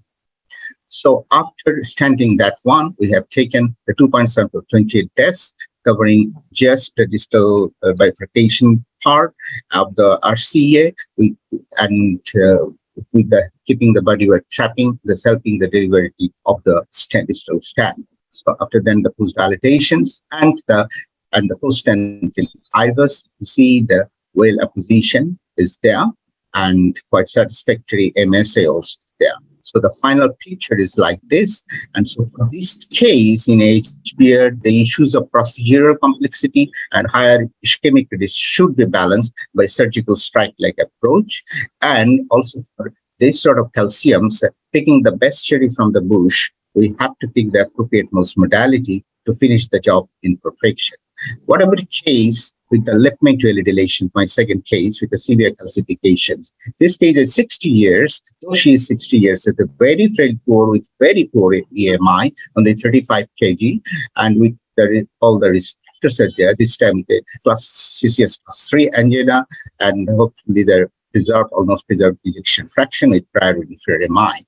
Very small cerebral radial, so you have to take a transluminal approach, and you have to use the back techniques to take the 620 catheter there. And if you see here, there's so much calcification, even involving the distal left main and the proximal and also part of the mid LAD. And also you have to deal here you have a also large, huge diagonal branch, which has also some mild to moderate osteal disease. So quite disturbing here, this segment, and this segment has severe calcifications, which can be seen also even angiographically. And also you have to deal with the left main bifurcation and also the LED diagonal bifurcations here. So first, the meticulous vessel preparations was done by the modifiable balloons and with applications of the balloons there. And then we did the IVUS and not cracked that much with the modifiable balloon that is natural, because the calcium is very, very much hard here. And now the question is, what should be the next move? Technically, provisional single strand strategy for left main bifurcation and the left main to LED better to be. And what about the LED huge diagonal? Here is also a provisional stand strategy with hot. So what about the calcium modification, debulking by rotablation? Or it's possible, but this embolization risk is there, obviously. So what about IVL? It is also possible, maybe, though for IVL in the left main has been excluded in all the trials so far. That's only the small trial of 31 patients with 100% success is a study, a retrospective study has been done so far. But we plan for IVL for this very frail, low body weight and a very frail women. So we have taken a 3.512, the 3.312 IVL, and then delivered the shock here. 30 pulses each in both proximal and up to the distal left main. And post IVL IVUS, if you see that the cracks are there everywhere, hotspots got melted, actually. And then no heat while taking and deploying a test in the left main to LED with a long stand. And after that, we did the with the 4.8 NC balloons, and final IVS was beautiful, quite happy. So the final picture is like this. So in these 2 pages, I want to wrap up that, this IVL is squeezing, cavitation, fatigue, simulation, these sort of physics things are happening for IVL, which is sweet, and that's the essence and beauty of the IVL, no doubt about it. But this is true, and this is also needed that no modalities like rota, orbital atherectomy, ELCA, IVL are comparable to each other, rather complementary to each other. That should be. Obviously, IVL is expanding its horizon, like in the ISL lesions in the left main and also in the long segment lesions also. But future will be better if imaging catheter, which is also a disturbing thing, because not all the time we can do the imaging, because the imaging catheter is very much fragile and friable, and it should be more compliant for complex journey in the future. I hope it will. And if IVL has better crossing profile, wider range of diameter and length, and more than two emitters and more pulses you can deliver at the same time, that will be the better thing. Thank you very much for your patience here. Thank you, Dr. Khan. Those were excellent demonstrations of the use of IVL, and also very excellent demonstration of how to plan a procedure and how imaging really helps us in such kind of situations. We'll take a couple of comments from our chairperson, Dr. Balbir Singh. Professor Ahmad, thank you very much. Beautiful cases and very nicely done. So what is your impression in the RCA? Suppose you have, let's say, an LED and left main, which we're talking about. Used a 3 millimeter for LED. Left main 3 millimeter balloon would be too small. So, and taking 2 balloons adds to the cost tremendously. So what are your thoughts about this 3 millimeter balloon when you use in the left main would it produce the similar kind of effects what a larger balloon would do? That's the question still in my mind, actually, because that 1:1 it is the benchmark, right? But the thing is that somewhere where the luminal diameter, because of the calcifications, is 32.5, in that case, when you're fitting the balloon there in the desired segment where you want to give the shock there, so I think at that segment, when you can't put a 3 or 3.5 IVL balloon through that luminal narrowing due to calcifications, I think so far my experience is telling it causes some sort of crack in the calcium is possible. But all the time 1:1 this may not be possible. And for this specific case, the Lehman calcification was not that much. So I was actually in the early mid LED calcification. For that one, I took the IVL mode, and the Lehman calcification can be handled even by a modifiable balloon. It's possible, and that's why I was not that much worried about that one. Right. But so, you know that true IVL, if you can take, if Irfan can make the cost lower, then that would be the best thing. right. So the fact remains is that the calcium which we deal with when you say 360-degree or what you see on IVOS is generally superficial calcium. And if the balloon size is small also, and there's a tight stenosis, the whole balloon is going to hug against that calcium. So in my opinion, it should be able to make those cracks, even though the company recommendation is 1:1 size to the vessel, not to the lumen. So I am not sure what it does. I'm sure there will be some bench studies to help us understand how much is the penetration if you are undersized with the vessel. But I have no clue as to the efficacy will be less or it will be equivalent. My guess is that since the calcium is superficial structure and you have a stenosis, the balloon is going to hug that stenosis and will still be effective. Yeah. What is your impression, Dr. Sarita? What is your impression? Sir, I believe that their recommendation has always been that we have to attain a contact point with the calcium. And if there is a stenosis at that point and the balloon is touching the contact point where we need to break it, it will work. So we frequently come across this problem in which you want to tackle a distal lesion and you want to tackle a very proximal lesion, and both of them are sized differently. So we always size it according to the distal lesion, use it, then come back to the proximal lesion and use it. And in our experience, it's always worked. It's always, and of course, we follow it up with a cutting balloon in the proximal portion.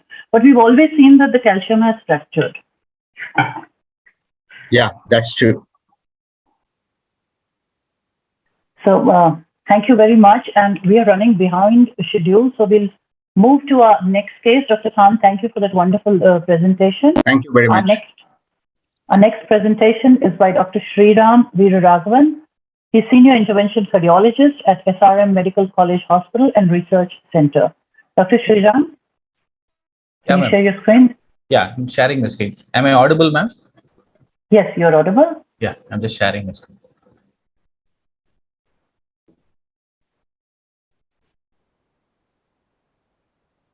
Is it visible? Yes, it's visible. Can you go to slideshow? Yeah. I've shared this, opened the slideshow. Is it not visible? It's visible now. Yeah, yeah. Good evening, all the esteemed cardiologists from all over the country. And thanks to Translumina and Dr. Sarita ma'am and Dr. Balbir Singh for gracing this session.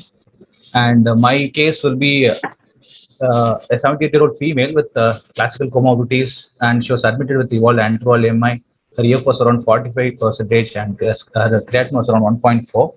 She had a calcified triple vessel disease. She was not keen on CABG, and we were planning some calcium modifying device in between, but she had repeated anginal episodes within the hospital. So she was taken up for a PCI. So the plan was to fix the left coronary first, the culprit first, and then the staged RCA. So with the right femoral approach, this is the RCA. You can see a diffusely grade 3 calcium angiographic calcium in the RCA with a tight lesion in the mid part of the RCA. This is the left sister. You can see a distal left main with an osteoproximal LAD tight lesion, and you can see the L6 is already having a slow flow with the subtotal occlusion, and the L6 also looks calcified. With this in background, we took a 7 French guide catheter, and we hooked the left main, and then wired both the left main and the LAD. And initially we thought we'll establish the flow into the L6. So we took a 1.5 into 8 and 2 into 12 NC balloon and established the flow in the L6 just to keep the thing safe. Then we took a 2 into 12 NC pre-dilatation initially because it was a tight osteal lesion. You can see how severe the angiographic calcium is. So there was an initial dog boning. We serially pre-dilated with the 2 into 12 NC pre-dilation balloon just to pave way for the IOS catheter to go, for the imaging catheter to go in. So these are all the IOS findings. You can see a tight mid-LAD lesion with a plaque burden of around 50% in the mid-distal LAD junction. And there's a significant amount of calcium, intimal calcium involving almost 270 to more than 270-degree arc. And at some places there are almost 360-degree arc of calcium. And you can see the proximal LAD and the also shows some significant calcium. So this is the IVUS run. I just scroll it a little bit for the want of time. So you can see the calcium coming up in the middle. It's almost 180-degree arc, and the calcium keeps going. And you can see almost 270-degree arc of calcium there. There's at some point there's 360-degree arc of calcium. So there was significant calcium burden extending from the mid till the osteoproximal LAD. So with this in mind, we were prepared with the IVL. We had convinced the patient for IVL, upfront IVL. Since it was an antral MI situation, we did not want to take a rota and maybe face some slow flow, no flow, and she had an RCA disease also. So we thought IVL would be a better option. So we took a 3 into 10 mm IVL. You can see the two diodes which are in the center of the two markers. And as you can see, we started the pulse cycle in the mid part of the LAD.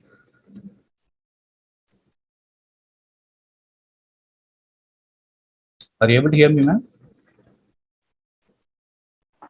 Yes, we can hear you. Yeah. So we took a 3 into 12 mm lithotripsy balloon. We initially delivered the first cycle in the mid part of the LAD. So we can see there's some amount of dog boning even with the lithotripsy balloon, but it started expanding very well. These are all the shock topics we encountered during the pulse therapy. So we we delivered one more cycle of pulse in the mid LAD. Then we sequentially applied the third cycle in the proximal mid LAD junction. So that's a cycle 3 of pulse was delivered. That was the tightest portion in the LAD, where you can see significant amount of calcium. So then we gave a osteoproximal LAD, the fourth cycle, and 2 cycles. Almost it took 2 to 3 cycles to break the osteoproximal LAD calcium over there. You can see significant amount of dog boning even with the lithotripsy. So this was the 6th cycle which was delivered at the osteal LAD. Then after the 6th pulse, after the 6th pulse cycle of pulse was delivered, we were able to see some amount of opening. The dog boning got released. And the angiographic picture after the 3 days of cycles of shocks were delivered with. So this was the IVUS run. You can see significant amount of calcium being disrupted in the middle AD, and you can here see a good amount of luminal gain. The luminal gain is around 6.13 mm squared in the prox part of the LAD.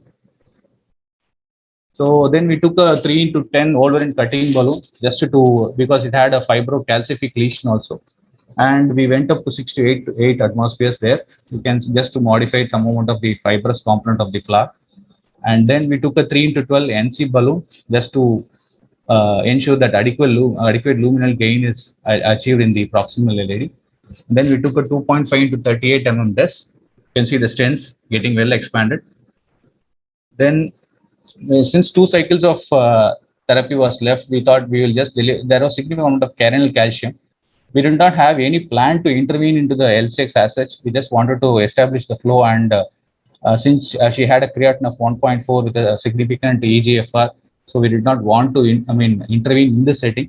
So we just wanted to keep it simple. So we delivered the two remaining cycle of pulses at the ostial L6 and the distal left main just to modify the carinal calcium over there. So we delivered the 7th cycle and the 8th cycle there. So then we took a 3.5 into 20 disc, which was deployed from left main to LAD, and with a force dilatation of 4 into 8, we were able to achieve a good stent expansion. So this is the IVUS run.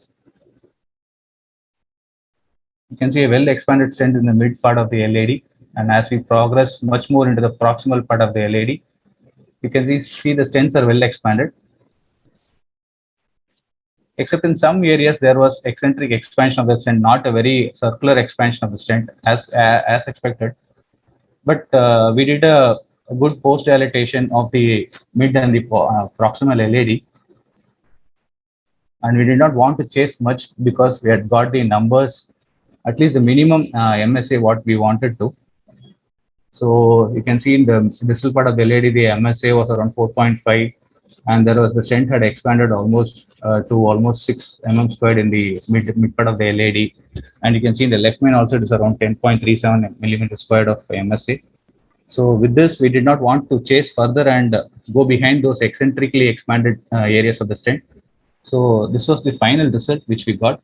We got a good flowing LCX. It was a simple provisional left main to LAD crossover stenting with 2 stents, and this was the final result. So at the end of the day, we were relatively happy, and we felt happy to bail out the patient. So this was the pre-procedure and post-procedure image comparison after using the IVL therapy. I'll cut short all this theoretical slides. So that's it from me. Thank you, Dr. Sriram. Very nicely dealt case with very nice planning. I particularly like the fact that even after the IVL, because it was an ostial lesion, you went in with a Wolverine and prepared the lesion well. My question to you is that you also used the IVL balloon in the circumflex. So did you take a final IVUS run into the circumflex to see what was the status, whether you'd induced any dissection or any compromise of the circumflex ostium? No, we didn't do, we just went ahead with the angiographic flow. We did not do an IVUS run for the circumflex as such. Initially, we tried, the IVUS catheter after the initial pre-dilatation, but it was not crossing. The IVUS catheter was not crossing because of the angulation of the L6 as well as the tight calcium over there. So where the point where the IVUS catheter did not cross in the L6, we delivered 2 pulses so that at least we will be able to modify that carinal calcium. That was the thought process at that point in time. Mm-hmm. We'll take expert comments from Dr. Balbir. So it's always a good idea to keep some pulses available if you want to do another vessel. Keep a couple of pulses. The only problem with this scatter is that once you use it once, recrossing can become very difficult, and you were able to cross the bend of the circumflex, which is quite good. But I like this strategy because if you had to go with a tap, at least that bed was prepared. And IVL induced dissections are very, very uncommon. It's not seen. So the trauma is not much. So the dissection is a good idea. But I saw the last IVUS pictures. There was a 54% plaque area residual in the left main. I would not have accepted it. I would have gone with the 4.5. The vessel looks 5 there. And I would have definitely gone with 4.5. Angiographically, it looks perfect. But once you're using imaging, do it to the best. You may have achieved even 14, 15 areas with that left main. It was at least 5. And the plaque area left behind residual was 54%, which is quite large. I agree to the point. So I think some excellent case. We'll take some comments from the panel. Anybody on the panel would like to give some comments? Dr. Ashwal, Dr. Apoorv, Dr. Harshal, Dr. Pradeep. If not, we'll move to our next case of the evening. We'd like to invite Dr. Rohan Parekh, who's consultant interventional cardiologist at Olympus Heart Center, Anand. Dr. Rohan, you may please share your screen.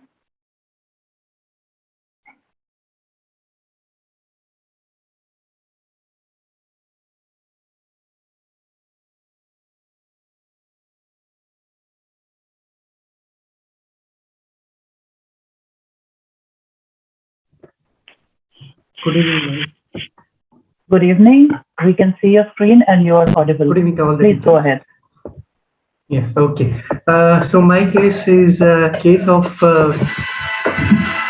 dyspnea on exertion for 2 months in a female patient. 64-year elderly female patient with past history of inferior wall MI, diabetic hypertensive. She had a carcinoma of breast which was operated and was treated with the doxorubicin in 2019. My case is not a very great and international case, but it is more diagnostic dilemma. She presented with 2 months of history of dyspnea on exertion. There was no orthopnea, P&D, no night cuffs, no frequent urinations. Fatigue was there with dyspnea, though no angina, no pedal edema, no other signs of heart failure. Her creatinine was normal and thyroid and other workups were normal. The only thing was diabetes was uncontrolled. The top was negative, NT-proBNP was normal, 212, and ECG showed old inferior wall MI changes. Echo, there was inferior wall was scarred and akinetic, but anterior was totally hypokinetic, but it was almost of a global. Now, the problem was that the diagnosis was a dilemma. Since patient presented with dyspnea on exertion for 2 months, we did not know what to label, whether to label as a chronic coronary syndrome or whether to label her as a chemotherapy-induced cardiac dysfunction or idiopathic DCM. So then we went ahead with inducible ischemia testing, thallium scan, and there RCA territory was not viable, but LAD territory was viable with inducible ischemia. So then we decided to go ahead with an angiography and look for the lesion and treat the culprit vessel. So as you can see in the angiographic view, the LAD lesion was severely calcified long lesion starting from proximal to mid to distal segment. Rest vessels were normal. RCA was total occlusion, but it was an old non-viable territory. So plan was only to deal with the LAD calcified lesion.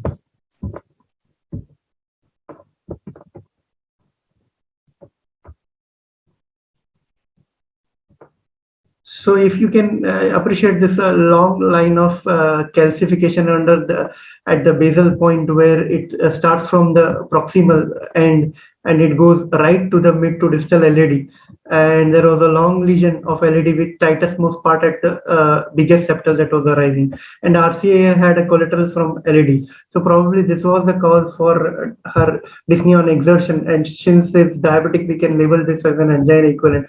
Now with scanning specthallium functional scan available. So then we started with this, and we took an IVL because we appreciated that this was, I don't have an IVS images with me, but it was 360-degree calcium, which could be appreciated all around the world. And so we took straight away 312 balloon, IVL lithotripsy balloon, and gave various cycles of shock. You can appreciate that initially it was not expanding, and then gradually it started expanding well, and the calcium gave away. The tightest part took more number of cycles to break those calcium, and ultimately it also finally opened well to give a good luminal surface area.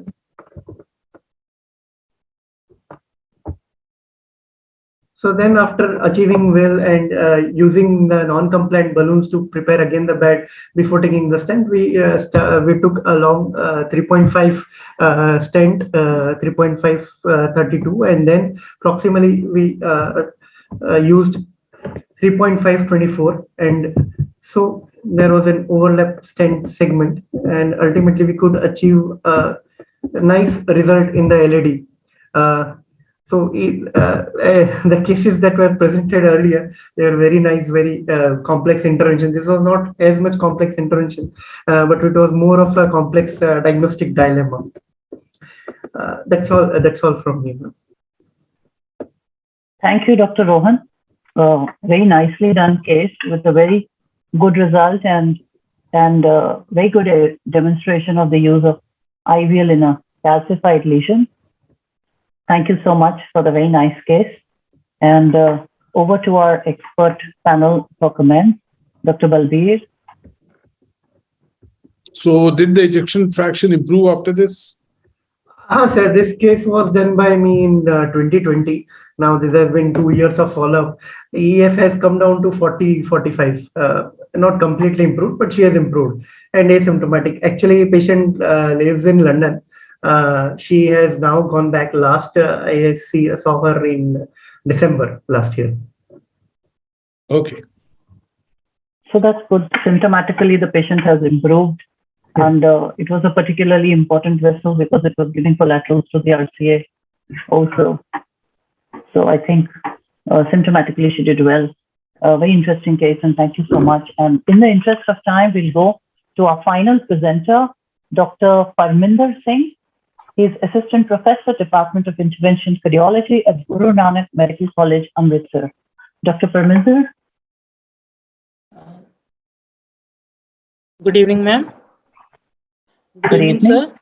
I think Dr. Rohan is still sharing his screen.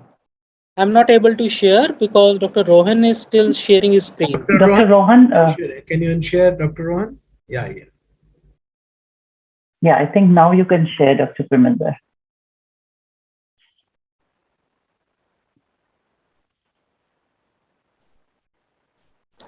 Is my screen visible, ma'am? Yes, it's visible and you're audible. Can you go to slideshow? Good evening, everyone. Myself at Memtod, I am Dr. Parminder. I am Assistant Professor of Cardiology at Medical College, Amritsar. Today, I am showing a case of a 55-year-old male. He has a effort angina from 6 years. And from last 2 years, the class is class 3. The patient had PCI to RCA, which was done elsewhere 1 year back. He's a diabetic, he's on insulin and OHAs. His ECG is suggestive of left ventricular hypertrophy with left bundle branch blocker pattern. And echo is showing a regional wall motion abnormality in LED territory. He's having crescendo angina, and despite maximum tolerated doses of beta blockers, nitrates, statins, and metabolic activators, now finally we think of taking this patient for a coronary angiogram. So the coronary angiogram showed a heavily angiographic calcium involving the left main, bifurcation lesion, and mid LED. And then after the CAG, it was a highly calcified distal main and proximal LED lesion, but in a 1-1 type of calcification lesion in mid LED, and he has a patent stent in the RCA. So CABG was discussed with the patient. It was patient turned down the CABG, and finally we planned for an IVUS guided with IVL supported left main bifurcation.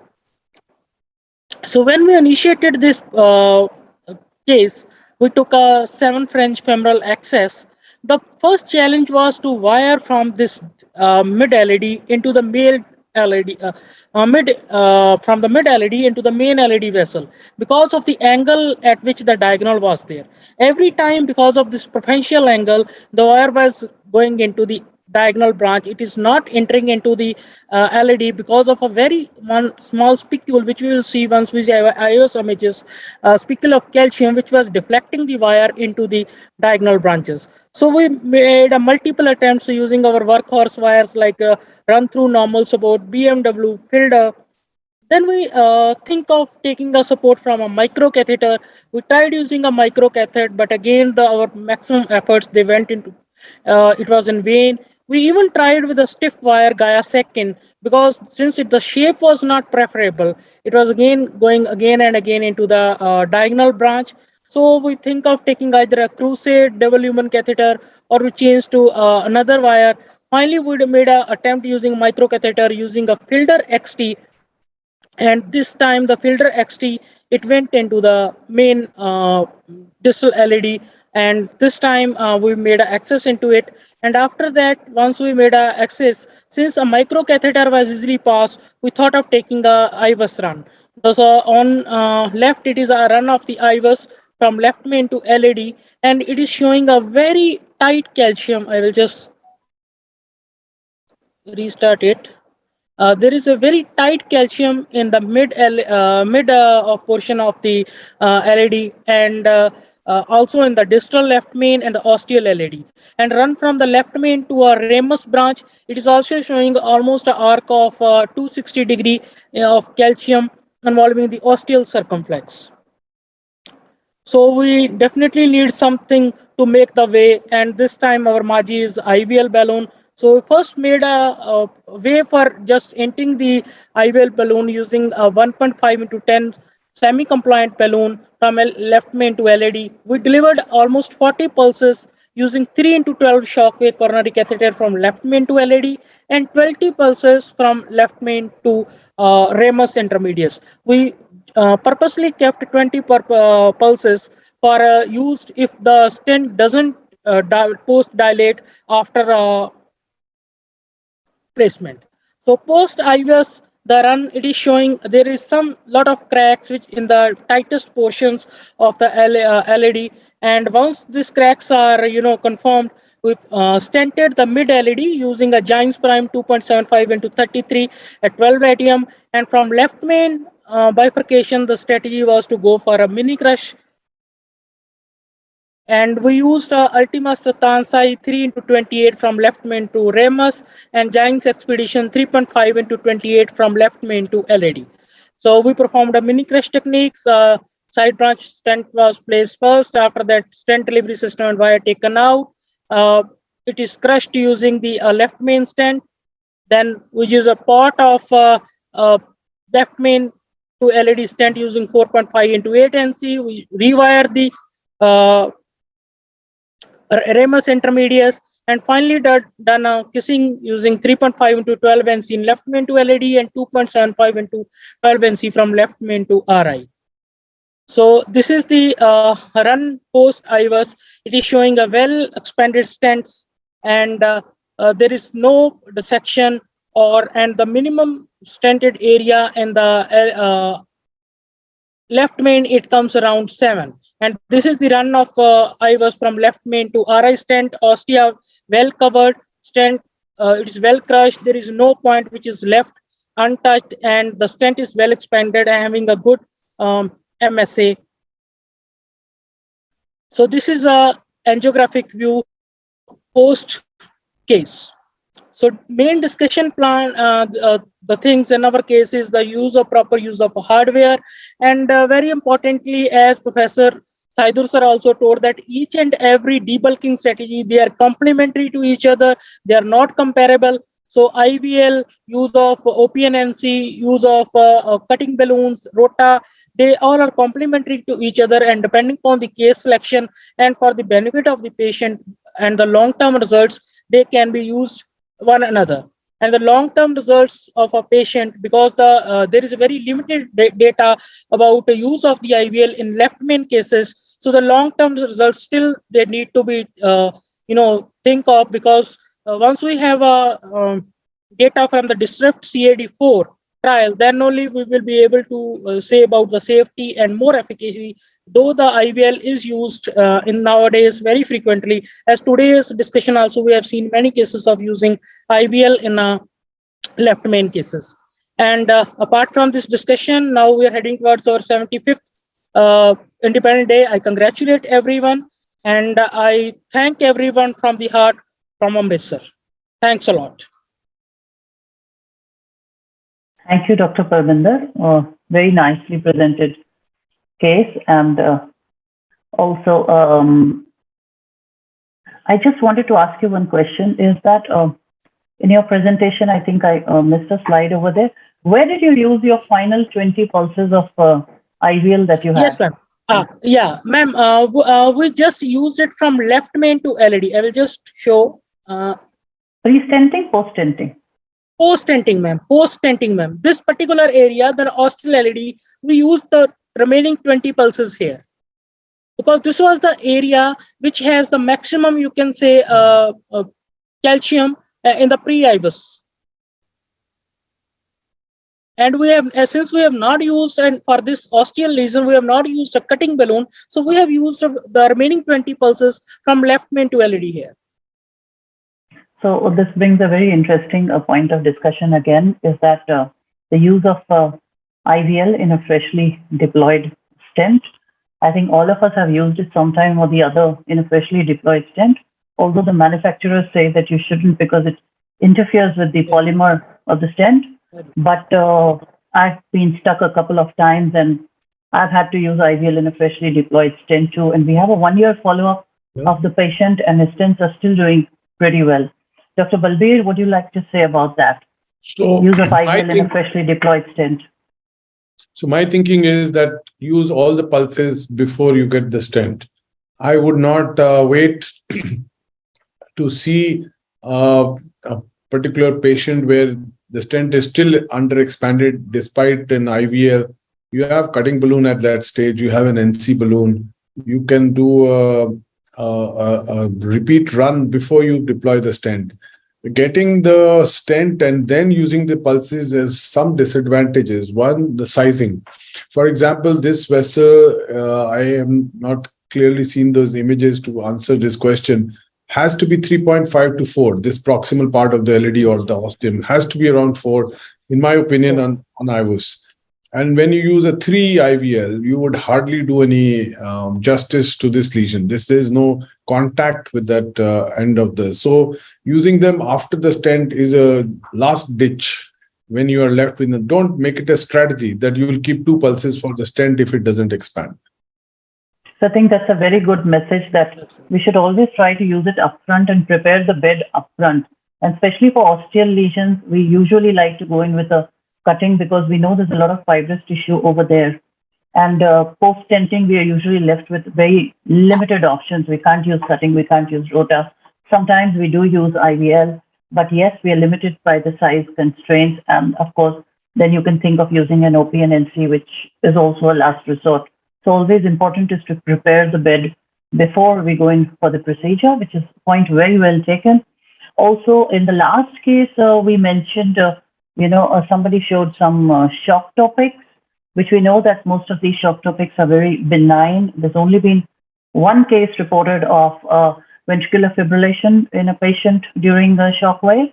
And it was also very questionable whether it was because of the ischemia induced by the transient occlusion by the balloon in a previously ischemic myocardium. Dr. Balbir, we would like some comments from you about the observance of shock topics during the procedure.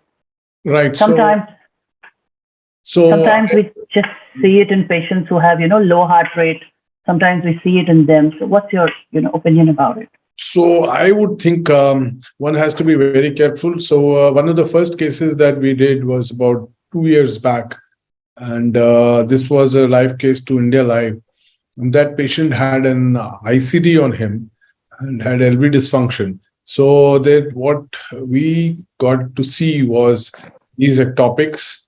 And I got a little worried because the patient had a CRTD actually, and there was inhibition of pacing by those ectopics. So what we did is we reprogrammed the CRTD and went with those pulses again.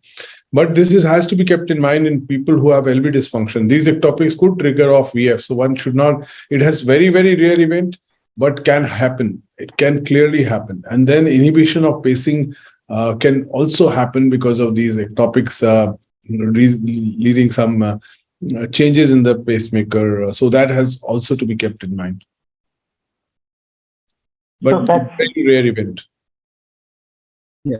And Dr. Sarita, concerning that freshly stent or after how many days, that is also a big question, that when you can use the IVL after stenting. So that is the, are you Dr. hearing Khan? me? Yes, Yeah, Dr. are you Khan, hearing we me? can hear you. Yeah. Yes, we can hear you. So that whether the freshly stented segment or after how many days we can use the IVL, that's the question actually remaining there, because all the time when you will see the ISA or something like this, that when we will apply the IVL in those cases. So initially that ISR was not included in the IVL horizon, but later on it has been included there. Especially I can tell about the Crunch registry. They recently published there for ISR, where they have put all the patients with at least 39 days after stenting. So this is very much important not to put the IVL in the freshly stented segment, because maybe the stent 1 year follow-up will be better, like your case, but you know that their drug it would be like a bare metal stent in some places. So Dr. Saidur, point is very well taken, but usually when the IVL is used in a freshly deployed stent, that's usually a last-ditch attempt, that you have gone in with the balloon, you've prepared your bed, you've given the pulses, and then when you finally place the stent, you see that there's some dog boning still there. And that's the point at which every operator thinks about what to do. And you'd usually go in with an OPNNC, and if that doesn't work and you still have some pulses, people have tried it. And several international forums also, we've seen operators using that in a freshly deployed stent and getting away with a good result. So I think, but that is a question which is still unanswered. And your concerns remain very valid, because the manufacturers also say, try avoid using it in a freshly deployed stent. So the concerns are very valid. We would take more use of IVL to realize exactly where we are at that point. But thank you so much for your comments. Now, I think we have already exceeded our time. So Mr. Ehsan, we would like to close. I would like to say thank you to all the speakers, to the chairpersons, to the panelists. We've seen some amazing cases today, had some wonderful discussions, and over to Mr. Ehsan for the closing remarks. Thank you very much, ma'am. And it was, in fact, a great academic feast, and this was very nicely done and by you, and I think it was a great opportunity for everybody to contribute. And sir, we are really thankful to Dr. Balbir Singh, sir. In fact, he really made us time for us to contribute learnings for many younger intervention cardiologists in the country, and really, and also I would take this opportunity to thank Dr. Saidur Rahman sir to joining from overseas for this great program, and the entire Shock, on behalf of entire Shockwave team and Translumina. I can assure you that there will be many more events and series and versions of Calcium Masterclass, which will really add and contribute. I think this treatment has really added a lot of value in improving outcomes of patients in the world over, and especially so in India, irrespective. I would really say that in one word, that people do say that really this has been a great leveler in the country. In fact, this has really sometimes this treatment has helped us to see that there are no big and there's no small centers in the country. Everybody can do this. This has been such an easy technology for all doctors all over the country and all over the world. And it has really democratized the treatment of managing calcium, and I hope more and more patients get benefited.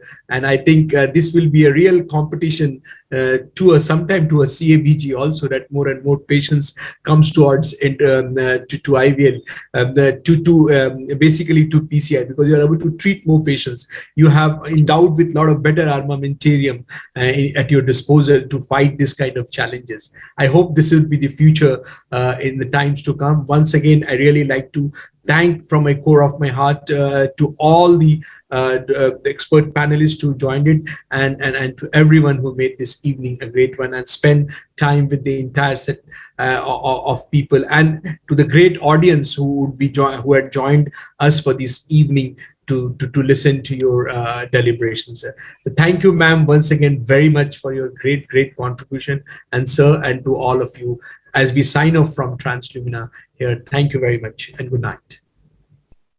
Dr. Sarita, Dr. Sarita, out of protocol, can I say something to Mr. Ehsan?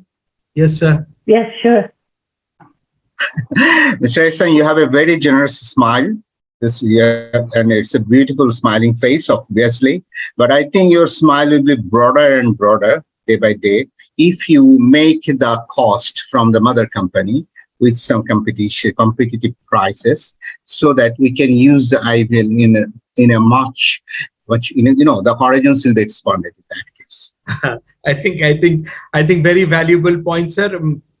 I would really appreciate and respect your views, and that's true. In fact, the economies would always take things in a better way. Hopefully, sir, we would work towards it in future, and I think that's the future in times to come. And definitely, because I think there's a great saying, sir, as you rightly mentioned, that any innovation without an access is not truly an innovation. So, in fact, access with innovation is a true innovation.